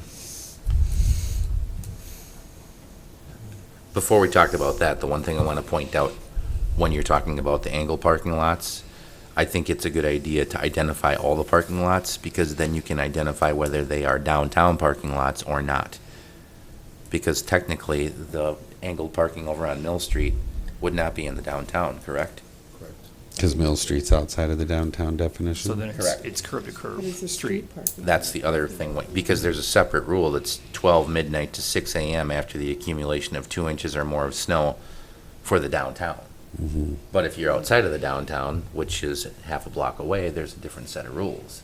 So wouldn't it be better to identify all the parking lots and say, this is the rule for the parking lots? To me, it makes more sense. Mhm. And then keep it consistent by having the sign represent the Yeah, ordinance if for. there's a sign there, that's the rule. 2-inch rule. It's a parking lot. Exactly, and that the parking lot signs state. Because 2-inch otherwise, and alternate. you know, Well, that's the issue is angle You parking. introduce confusion. Street or a parking lot. That's where I don't know. That's. Defining the city parking lots I get, but I don't think it answers our angle parking beyond curb to curb. You know, it defines the city parking lots, yes, but Yeah. are they then subject to ticket and tow if they're parked over here on Mill Street in the angle parking lot, we get 2 inches of snow? we could define it as a parking lot. I mean, we could define Dickinson Boulevard as a parking lot Mm-hmm. for the snow rule, but that would mean that if it was a parking lot, if we wanted to give alternate side parking, half of it would be parked in. Mm-hmm. If we didn't define it as a parking lot, there would be no parking there from 6, or from midnight till 6 a.m. Mm-hmm. So you're saying basically keep what's here right now, just take out the alternate side parking and replace with 2-inch rule to basically match the rest of the downtown ordinance. To me, it's all consistent. I mean, I thought the reason that we kind of didn't like the original ordinance was that, you know, people were complaining that they were getting tickets on their cars when there was just no snow on the ground. Just because they have to be there at 2 a.m. It or was whatever. the calendar date, you know, Yeah. if you're on the street, that's. And by the issue. code, it was proper, Yep. well within the rights to issue the ticket. So it seems clear that updating the ordinance and the signs to indicate that it's a 2-inch rule in the parking lots, and I think, Mike, you're saying then define the parking lot areas so it's clear as to what those are as well, and then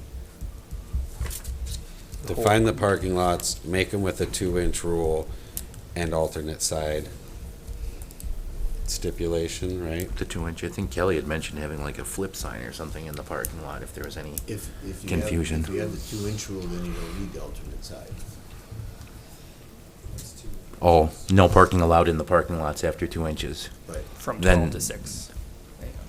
Where would everybody that lives downtown park? Then where do they go? I think that's why we were saying they would be on, you know, if it's the 11th and the snowstorm starts and you're parked in the odd row, No, it's not.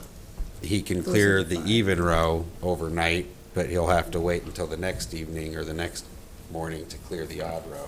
No, That was our, because everybody will be parked in those spots again. That's why we need the alternate side. What about? that's what I'm saying. Yeah, VFW? not based on That's 2 that's inches. this one. No, Just that's strictly ours. alternate side, They because if don't it have snows it. on the 11th and we can clean the even side, it doesn't snow on the 12th, people are gonna still be parked on the other opposite side and we won't be able to get in there. It could be days before we get to that other row when there's enough cars out of This is a there, little bitty one. because it snowed on an odd day and we cleaned the odd row. Yeah. Have you ever cleaned commercial lots, Davis? I have in past. Okay. And so how do you handle it when cars are in the lot for 12 hours during the business day? We plowed around those, but Right? again, Or I get out was, and shovel and push yeah, the I snow was between the using cars pickup out to where you truck. can get it. Yeah. I think there's alternatives to attack this problem. And it could just be in process on your end. yeah, it would require a lot more work on our end, that's true. We can get it done, yes, But Could we, absolutely. could we make the 2-inch rule effective for 48 hours to keep people moving? How would that work?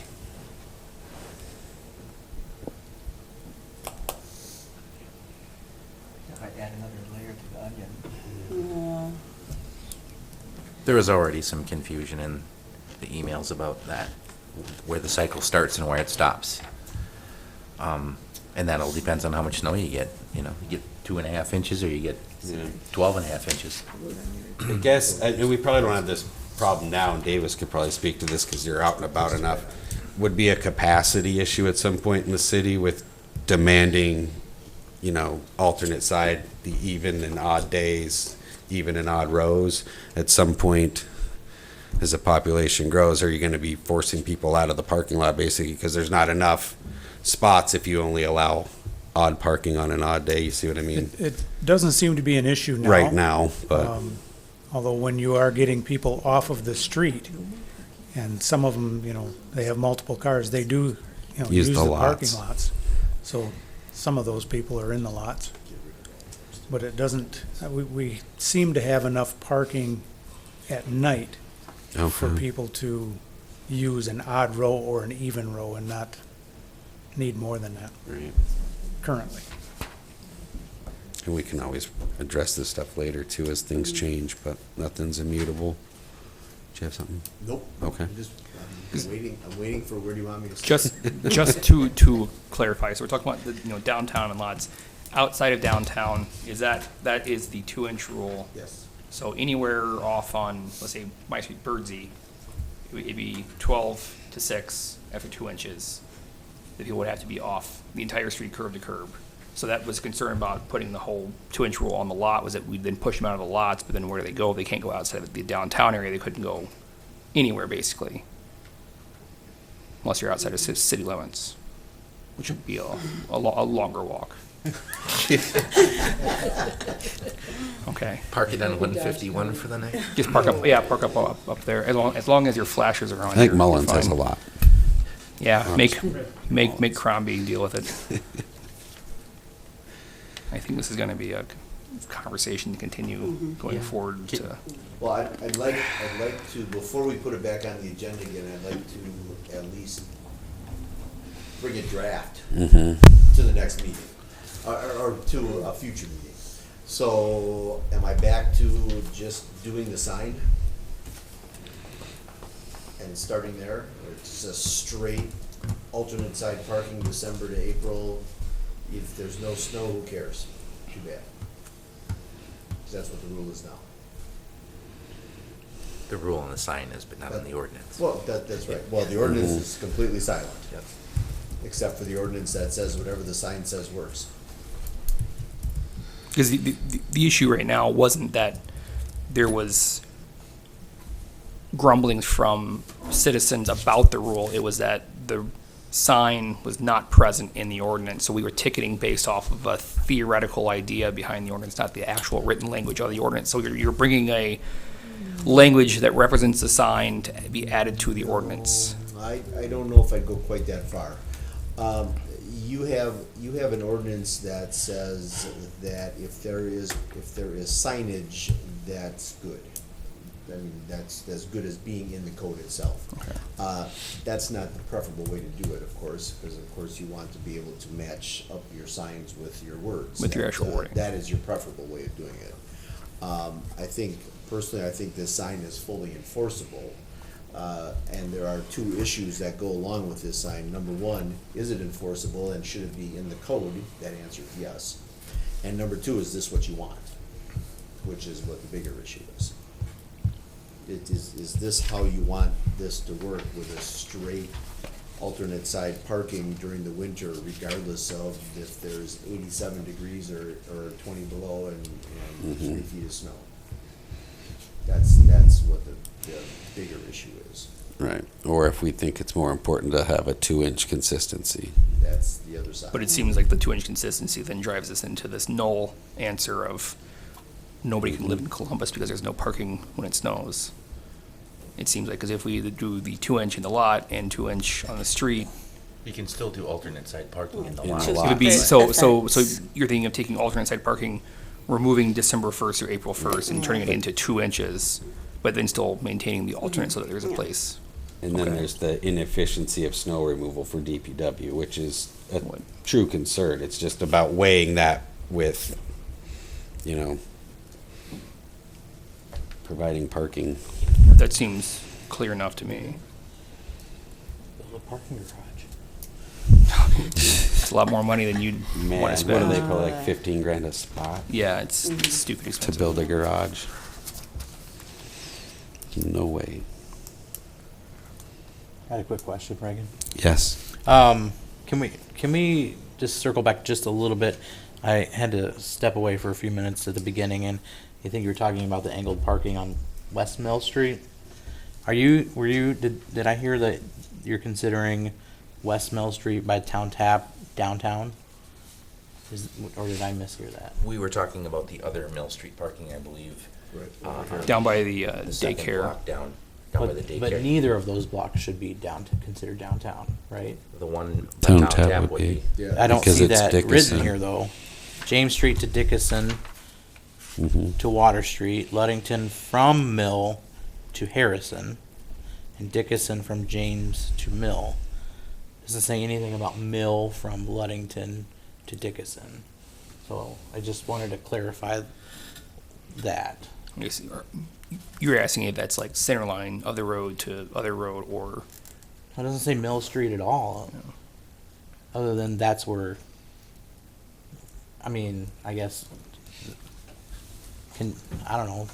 Chief, do you consider that downtown parking? No? I don't know. I just wanted to get some clarification on that. It did, is it back to the, oh, it's still not right though. It's confusing the way it's written.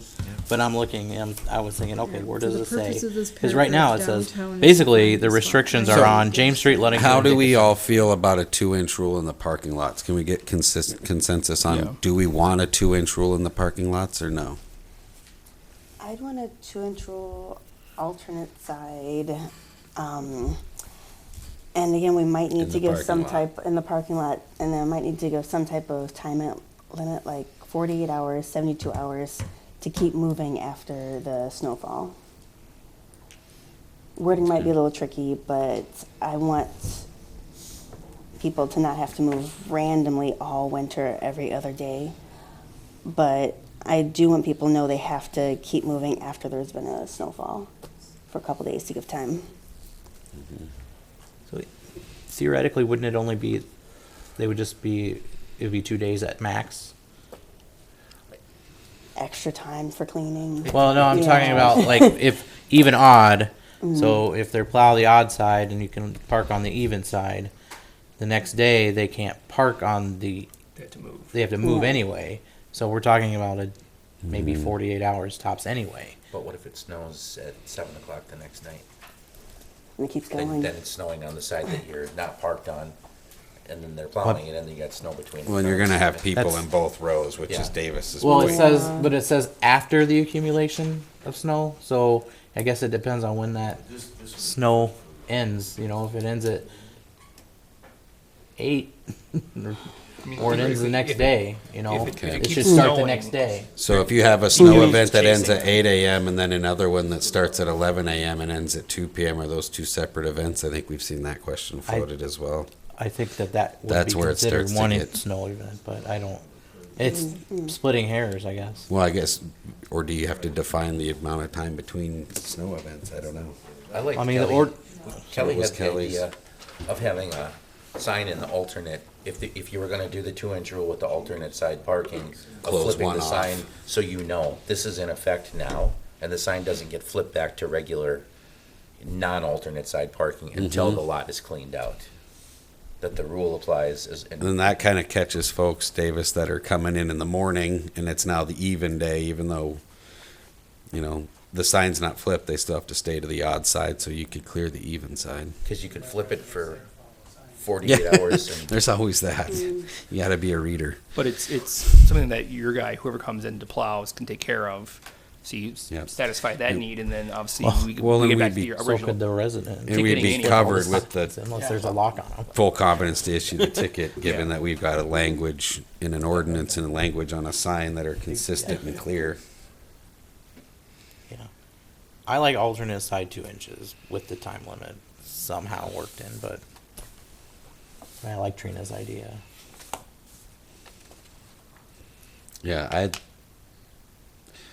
almost think the alternate side necessitates that flip sign just to Yeah, especially because it seems like make a it lot even of our more storms clear, are because like Davis said, continuous. you're not gonna read, so at least if it's, you know, on this side, it's showing me the parking regulation, and on this side, the flap gets flipped over and just says, no parking, row 3.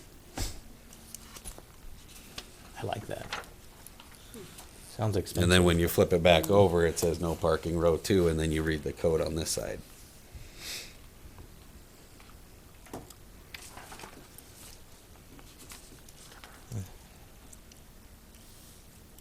So are we good with at least getting a draft Yeah. from Attorney Johnson that's alternate parking in parking lots and a 2-inch rule in the parking lots?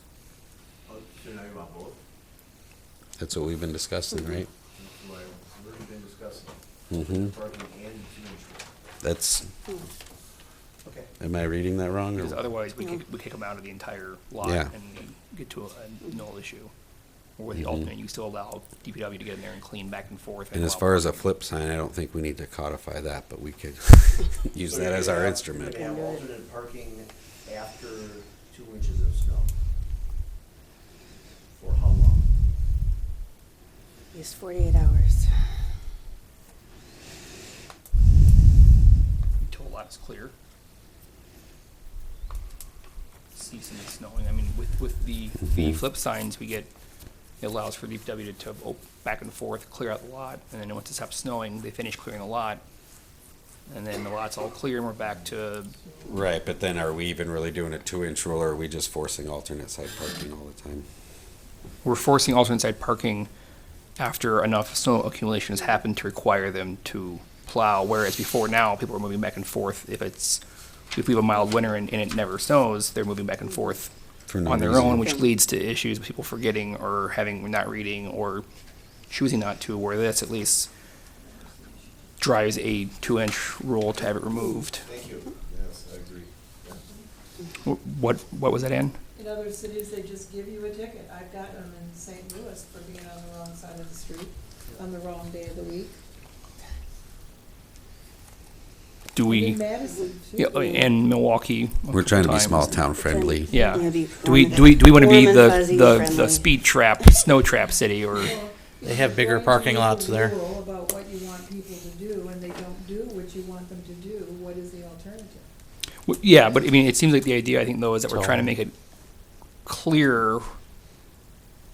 Because part of that seems like we're adding language into the ordinance to make sure that we're lining up with everything. Misenforcer of all things. No, I'm just saying, if you're gonna make a rule, you have to be prepared to enforce it. Otherwise, why make it? True. But it seemed like that the Absolutely. question from the emails was that there was still some gray area as to, yes, the sign is enforceable because it's a sign, but it's that we want to add language into the ordinance to clarify exactly what that sign says in the parking lots. So it's definitely enforceable without question. So when Chief Meister goes there and puts a ticket, there's no more, the ordinance is unclear, or is the sign enforceable? But I mean, that's a point that's brought up in a lot of places. You can put up all the signs you want to, but if people don't follow the rules, then what? Utility. I have something to get started on. Are we gonna identify the parking lots as well? If we identify the Yep. downtown area, why not identify the parking lots to go with that? I have that. Okay. We all know you have a hammer in your office, and you can start enforcing Oh, it. I don't use hammers. Just mirrors and windshields. All right, so we've given some direction on this finally, I think, Yeah. Clear- When are clear you gonna snow. bring this back? and we will see it probably October. October? October. June 6th. Right. Yeah, we won't expect it next time for sure. That's great. Thank you, everybody, for your input on that. So we can move on to the 11th topic on the agenda. And that is the consideration for a resolution to support dark store regulations at state level. And most specifically, we're looking to support a resolution that's circulating throughout this state and a few other Midwestern states that have already actually tackled this at the state level. But for a little background, this dark store regulation pertains to the property tax assessment of quote-unquote big box retail stores. We all know our examples in our heads of what those folks are. Currently, right now, such entities have the right to come back to a community and have their property tax value reassessed. The reason they would reassess is because they would like to be considered to have their property compared to a retail property that is dark or vacant and also maybe in a less developed part of town, basically just looking to lower their property tax values arbitrarily. I'm fully in support of a resolution. There's a couple different ones. Village of Wanakee supported one. City of Lodi passed one. I think they both did it this year. Minor difference between the two, I think, was Wanakee mentions the Michigan legislation that was passed at the state level last year, and Lodi's doesn't, or vice versa. Other than that, the language is pretty boilerplate, saying, hey, support closing the loophole so that these folks can't come to their local assessors and say, hey, adjust my property taxes down. I want you to consider my store vacant. And as homeowners, we obviously don't have that option. You can challenge your assessment. You can ask it to be reviewed, and oftentimes those folks listen with a keen ear and do what they can reasonably and logically, but I'm not aware of anybody getting their property tax assessment cut in half because all of a sudden they convince the assessor to say, no, my house is empty and it's actually in a dilapidated part of town. not fair. It's not responsible. So that's why I asked for this to be on the agenda so that we could take a look at supporting, again, the resolution to close this dark store loophole. I don't know if anybody has thoughts, questions, concerns. Andy? Just have a comment that I 100% support this. We should move it forward. I was glad to see in Patrick's email that our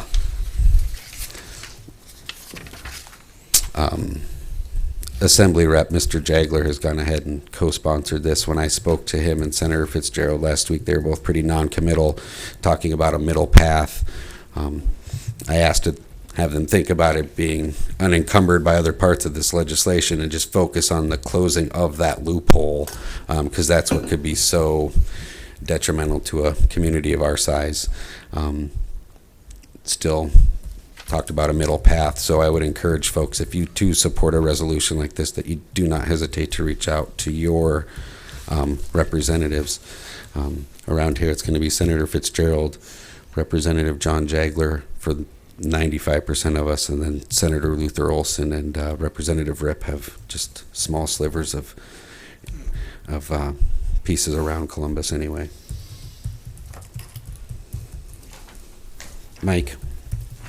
I support this as well. The one question I did have, though, when it comes to the assessment on these types of properties, are these done by local assessors, or are those properties assessed by the Department of Revenue? Like large commercial? Depends. If they're commercial, they'll come here. If they're manufacturing, they'll go to the state. So like the Lowe's and the Walgreens and Walmart are commercial, so they would be done by a local assessor? Yeah, but if there's a loophole and it's legitimate for them to fall into it, then the assessors will lose. We've already seen, not as extreme as this one is talking about, where bigger corporations have been winning in other communities, and then it trickles down to us. Because, we have a lot of name brand places here too. Mm-hmm. Okay. Yeah, in fact, one of the two main bills that are in effort right now asks or would require a reversal of a decision against Madison, or actually against Walgreens, which was Walgreens is a big one. right. They were successful in having their assessment reduced to the levels that Reagan was describing. So this would put in place so that judgments can't go the other way. Yeah. So that's can be retroactive too, right? Is it only for the current property tax year that they can go back and recoup monies from? Or, because I mean, it's obviously you're going to be out for the year they're challenging in subsequent years. Sometimes, there's some things that you can go back 2 years. 2 years, Yeah. okay. And is this one of those? Well, this would just talk about an actual decision, so it would ask the reversal. I don't know when that decision was made, but But perhaps they could go back to 2 years. 2015 property tax assessment and say, hey, now I need 15 and this 16 reduced. reduced and reimbursed, and then, by the way, 17, 18 going forward, we're going to be assessed at this nice dark store rate.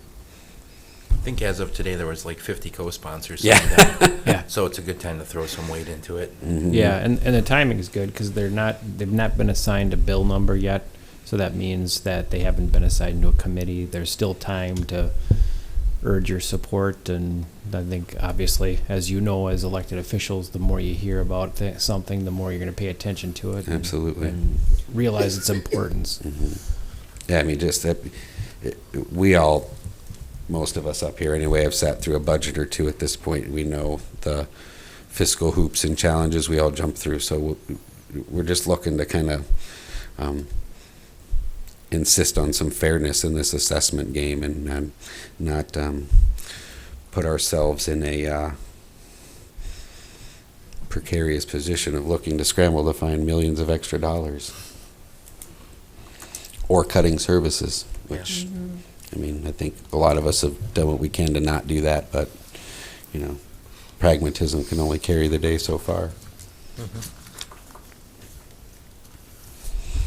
I like the example you have in here, unless there's anything else, or if you have something from the league. I think this pretty much covers. I think it hits on the issues. Yeah, what I thought was, unless there's some other thought, use that, tailor it a little bit to Columbus, and go and present it to you, presuming June the 6th. June 6th regular agenda. Yeah. Yeah. I like the language of the one you included as well from the Village of Wanakee, and we can, because I particularly do like the fact that it mentions another state that's already tackled this, and you know, maybe Yeah. This one show actually- these folks that someone's leading the way. Mentions Indiana and Michigan, this one Mhm. does, so, yeah. Oh, you're right, yep. Yeah. And hits on the points too, that there already is a pretty large tax burden on the average middle-class, lower-income family within communities. And this is shifting 70%. even more of that to us, which I think kind of flies in the face of what the governor's ideas are behind his budget, is to cut taxes. And I mean, and I understand the loopholes there, so it's well within a corporation's right to exercise it. I just think it's, not very neighborly. That's to say the least.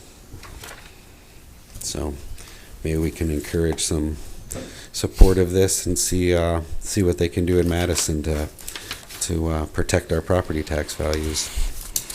So are we all comfortable with moving forward with the one that's in the packet and just having Patrick go ahead and tweak it to reflect Columbus a little more specifically? All right, so we will bring that forward.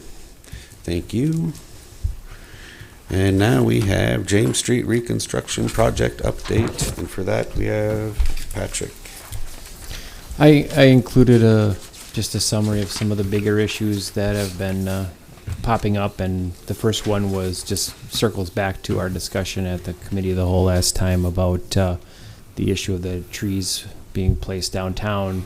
Since that meeting, Mayor Tome and Alderman Malat and I spent some time with staff and DOT to talk about that, and found that that we can still work with the trees. There's some decisions yet to make about the type and how it would work. One thing, the biggest issue was just adhering to standards and suggestions that DOT had provided in terms of placement and appropriate areas in dealing with the utilities and the sidewalk widths and whatnot. So we do have, I did have Davis and Jason have a look, and they've got some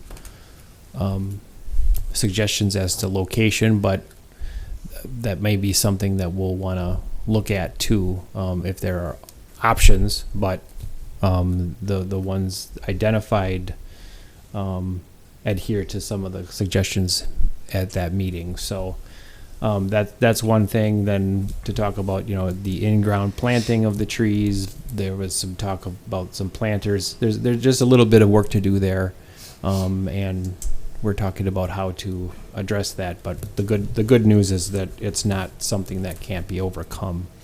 I don't know if there's any questions specifically or comments about that. We know that we want to get our plan in place, so we're ready to go. Trina? Oh, I'm just surprised that there's the idea of having possible just 8 trees and planters. It seems like it might be an odd visual look. I have seen some cities that had trees and planters rows, maybe like 30, 40 of them, and they were all matching, and it was a very tailored look, but this just sounds like an odd proposal. I took as out of the discussion we had with the original CSS group, so that was what the group had talked about. I think with those original concerns about room, working with utilities, and that's why that number came out of it. I think one of the issues is that our sidewalks aren't that wide that a lot of cities have, and we're actually making them a little smaller, I think, by a few inches maybe. In some areas, I believe, yes. Yeah, so, and then it's to make ADA accessible, to have it a straight line and everything like that. There's some issues there that the city has with the actual width of the sidewalks. So that's why the number's at where it's at, or that's why we're considering planters? I don't get it. I was on the CSS task force when we went through and had the consultant to draw all that stuff out, and that's where we had discussed the trees. I think the number of 8 trees was more based upon the fact of the new lighting system. Okay. And we have taller poles that are supposed to broadcast more light, but we didn't want to have trees in the lights, so we kind of tried to space them sparingly, so there was just 2 on each block, kind of placed between the lights. Okay. What we learned at the meeting with the DOT was that the DOT was not going to plant the trees because they would have to warranty for them for 2 years. They don't do that because they couldn't close out the project for 2 years. So they said, they're gonna be your trees, you can put them in afterwards, but if you wanna put them in ground, we will line it with an expansion joint and you can pop the plug out and plant the trees after we're all done. So that'd be Or in put ground. in ground, Yeah. or put the planters And you in. put like a grade over it. Well, we don't know about that yet.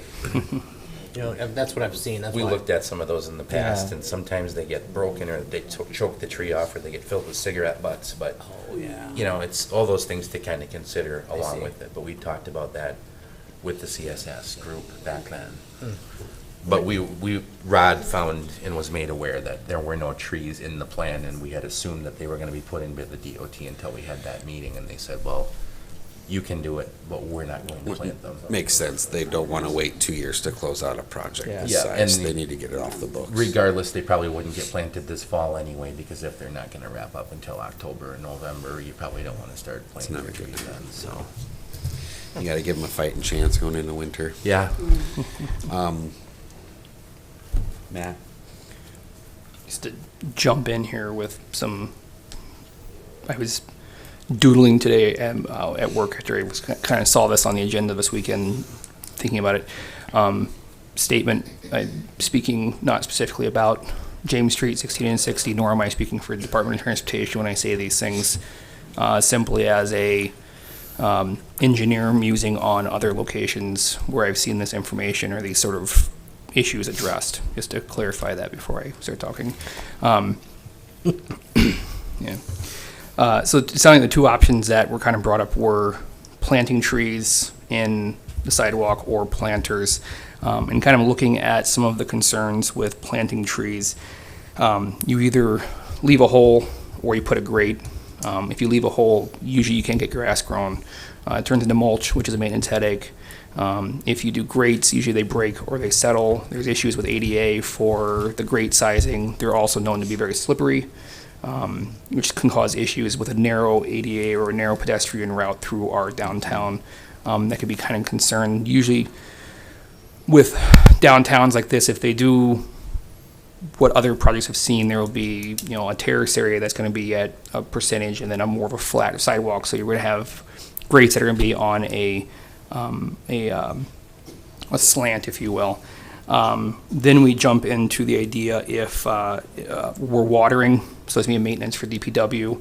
A lot of the ground that would otherwise fall within the drip line of the tree has been covered by concrete, so it drains off into the storm sewer. So DPW will be chasing maintenance on these trees. They're aware of that. Regardless of the fact that we're obviously digging down and we're getting into the headache of what's under the ground down there. If for some reason the tree dies and you're looking at digging out a tree and replanting a tree in a ground area, which then turns into undermining of sidewalk material, possible damage to sidewalk that may come because of that. It's planting trees in the terrace area in a downtown gets to be a lot of a sticky situation or a lot of issues that come up. Not that I'm opposed to any sort of attempts to have trees in a downtown setting. I just know that based on experiences in the past, it does lead to some issues. I would definitely encourage that we reach out to Madison or other municipalities. I know that State Street has had trees there for a long time, and they do have their own, I think, issues that go along with those, but if it's been successful for them for a while. Jumping over to the planter idea, then we get into what are they made of? Are they going to be removed during the winter time? Otherwise, they're an obstacle that gets plowed over or damaged, replacement costs. Size and shape. Size of the planter, which then dictates size of the tree as well. And then again, too, we're sitting a planter on a sloped area in the terrace because you have to maintain at least that 2 foot offset like we are for our poles. So I definitely like the idea of the trees downtown, but I really think that it's going to be kind of a long-term issue for the city and maybe a non-starter. That money is put into the street pole lights is kind of the beautification of downtown. That maybe efforts to plant trees in the rest of the block or rest of the project stretch might be a better place to put efforts based on experiential concerns from planting in a downtown area. But that's just my 2 cents, not officially making any sort of proclamation.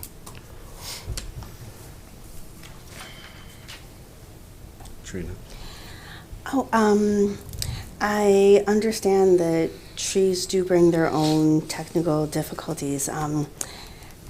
I guess it's just that whenever I've talked to people in Madison, like the past couple months, and let them know I'm from Columbus, the thing I keep hearing is, "Oh my gosh, the trees! It's so sad, they're gone," and it just brings such a rich look to the community. So it's just a different type of valuation to consider.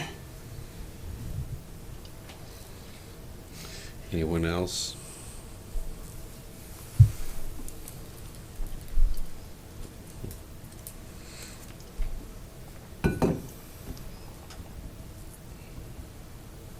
Brad, you don't have anything?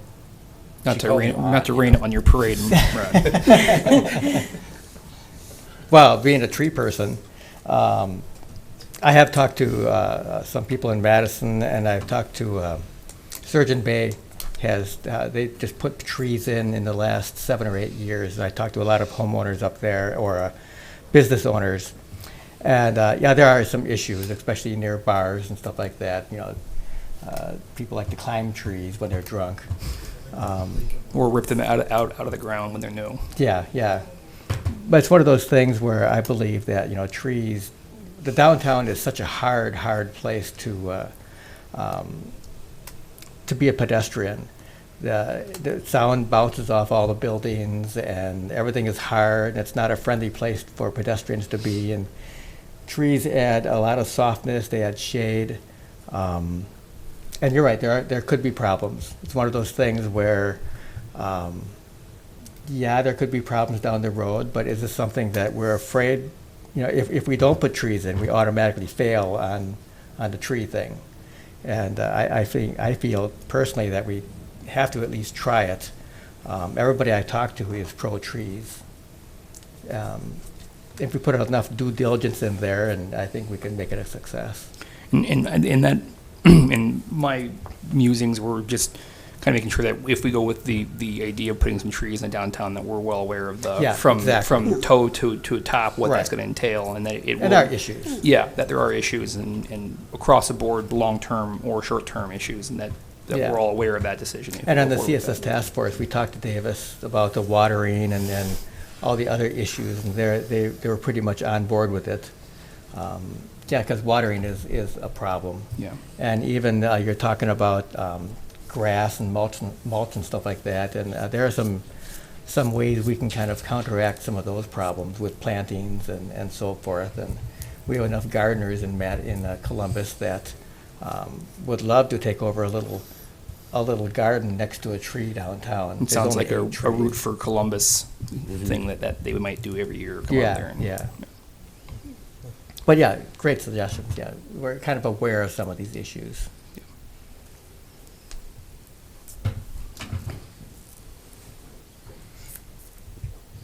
Continue with your Back to you. update. Okay, yeah. So I did include a couple other things. I think out of the memo, you could draw from some of the things happening.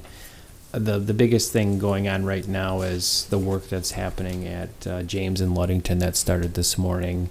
That's restricted the traffic getting through, but traffic is getting through. But for the first time, traffic can't get from James to Ludington or vice versa. We put some signage around. We want to do everything we can, particularly to keep heavier trucks coming from the west, those that at least are looking to get through and not have a destination downtown. At least for today, it looked like we didn't see too many coming from the west. We had some other issues in other areas, but we we'll keep at it. We keep communicating with the DOT and the contractors. But this is, a key portion of the project that we have to swallow hard and let them keep working.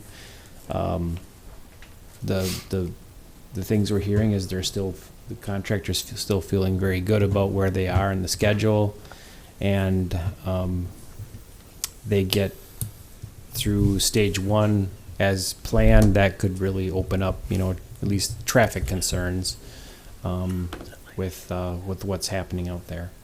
So those are the two things that were most on my mind for tonight. So The driving lanes that they did the end of last week, your notes here nicely mentioned that when we meet tonight, those might be getting opened up. Is that still your impression, like to traffic? When is that going to be? on the East James side, Right. that just to with the paving that took place, there were times where the regular local traffic access was restricted more so than it had been. Right. Now we're kind of back to that normal phase where folks from River Road and Campbell Street, Baden area needing to get into town, they can take the routes they had before. On the new concrete lanes.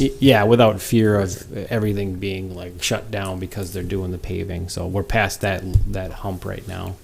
Yay.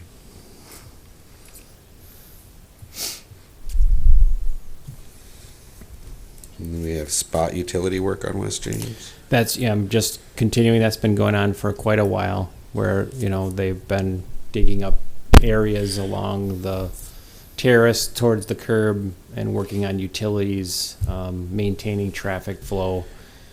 I've seen lots of backup, but there's been crews there letting people back and forth. So that's keeping a crew busy, and work that won't have to be done once they get to the full stage 2. I understand, and opening up the length of the roadway.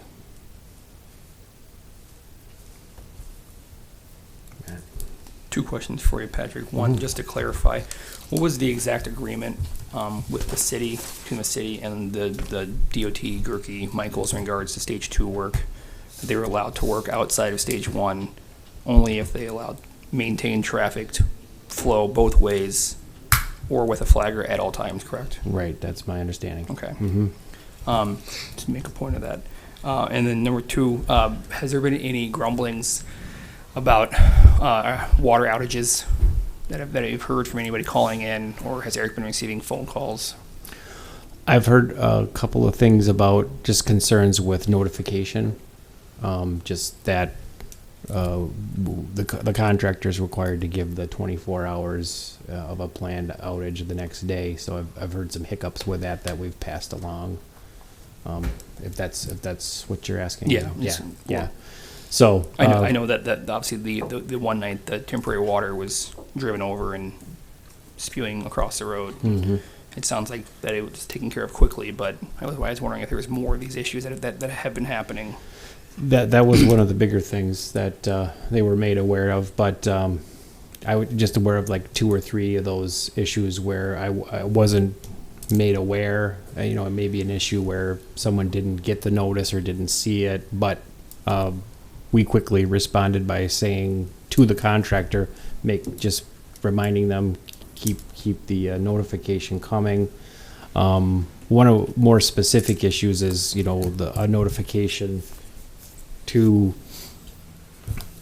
even particularly here, but more specifically was with F&M Bank last week about a notice that the next day they would be out. There was concerns about that, but in the reality was they only needed to be out for half the day, and so we will try to do, at least through the DOT, is to say if the contractor knows when there'll be an outage, if they can be a little bit more specific rather than to have a blanket coverage. It's a lot more helpful to have a little bit more specificity when you're going in.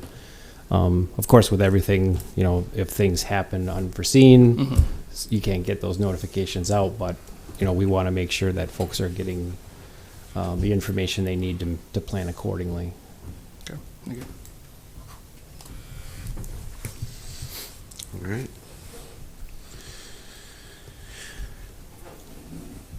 And then Luddington work. That was just the bigger thing that I did just described Okay. about the traffic switch and the access Right, to right. Luddington. Yep.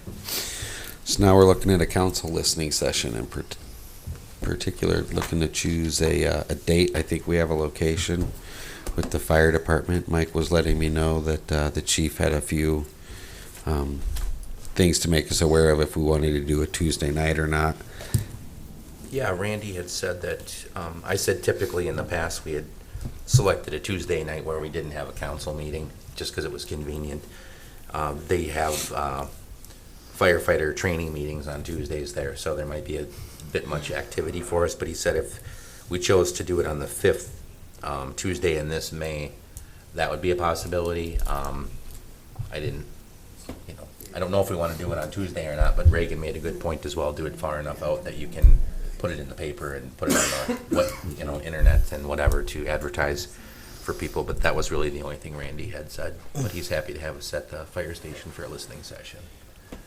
The first one that kind of jumped in my mind, giving us a little time to notify folks and keep us between council meeting weeks, would maybe be like June 14th and do a Wednesday. I know it's not a Tuesday, but given the info from the chief, that Wednesday might be a easier schedule to make happen.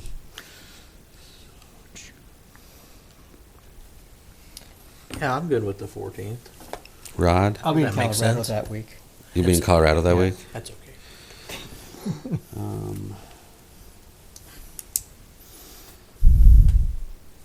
The following week. The 21st that week? I will definitely be gone that week. And you want to kind of keep it opposite of the week that, I would like to, but I mean, we don't, it's just kind of more for the convenience of our own schedules. 27th? I could do the 7th, the day after a council meeting. I mean, I'm open. Do we have anything on that first Wednesday for a regular meeting? I don't think so, do we?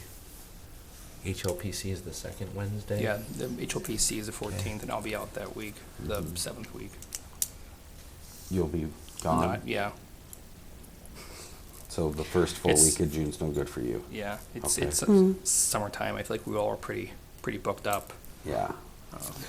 I got nothing. I'm sorry. You can come with me. Oh, sweet. Yeah. Awesome. Rod, the 21st, Mike's not here, but are you back then from Is Colorado? that a Wednesday? Yep. Yep. Mhm. That's golf league. Uh, Wednesdays are rough. Trina, you have any schedule conflicts? I don't know. Okay. 14th works for me, works for Mike, works for Andy, works for Matt. Unfortunately, it doesn't work for Rod. We think it might work for Trina. I'm ready to move forward with the 14th and call this good, Go for it. We might get rained out. right? I thought you were gone that week. All right. Oh, the 14th? Yeah. Oh, I'm gone. That week. Yeah. We'll just do a Cancel your cutout of vacation. you. Yeah, it's just a Yep. vacation. We'll just bring you along. Well, we got the screen up here. We also Right. have to maybe consider Regan. She's not here. Doesn't get a vote. Huh? Yeah. Well, I think you should go tentatively for the 14th and Far enough out, you can set the date. and I Exactly. can send out an email and follow up in the next couple days to check your calendars. I'll Skype in. There you go. That'll work. I'll be in the back side room. I don't All right. So I think that part's I'll get done. to talk What to time Fred do you on the want to side. do the listening session at? Normally do 6, don't we? 6:30, I mean, I think it was 6:30 last time. just like a council meeting starts. Okay. Isn't that what we've done in the past? I'm pretty sure. That's what I thought. Yeah, now that I think about it. If you like, I was gonna send that confirmation email. I can let you know what the times we've had it. Yeah, let's do Yeah. that because it's going to be 6 or 6:30 most likely. It's not too early and it's not too late. And if you don't mind, or I can send it out too, but maybe send the email and copy the chief in to make sure he doesn't have something that we never predicted happening on that, Right. that one date, Mhm. That's the to one make day sure- they set the fire station on fire. Yeah, they have to test all the sirens for 2 hours starting at 6:30. That's why they invited me to talk. All right, so that concludes that. At this point, we would be looking to have a motion to move into closed session for agenda item 14, and we would convene the closed session per state statute 19.85. Part 1, Part E, deliberating or negotiating the purchase of public properties, the investment of public funds, or conducting other public business whenever competitive or bargaining reasons require, specifically to discuss potential development in TIF number 4. So if I could get a motion and a second to go into closed session. I'll move to go into closed session as read by President Rule. Second. Yep, and a roll call vote. When you're ready, Ann. Kenny, Yes. Alot, Aye. Reed, Aye. Rule, Aye. Tone, Aye. Traxler. Aye. Unanimous. And at this point, I don't believe we'll be coming back on air. Is that correct? Because this is our last topic of the day, and there will not be action coming out of this closed session at this point in time. So for all those that tuned in, thank you very much, and take care.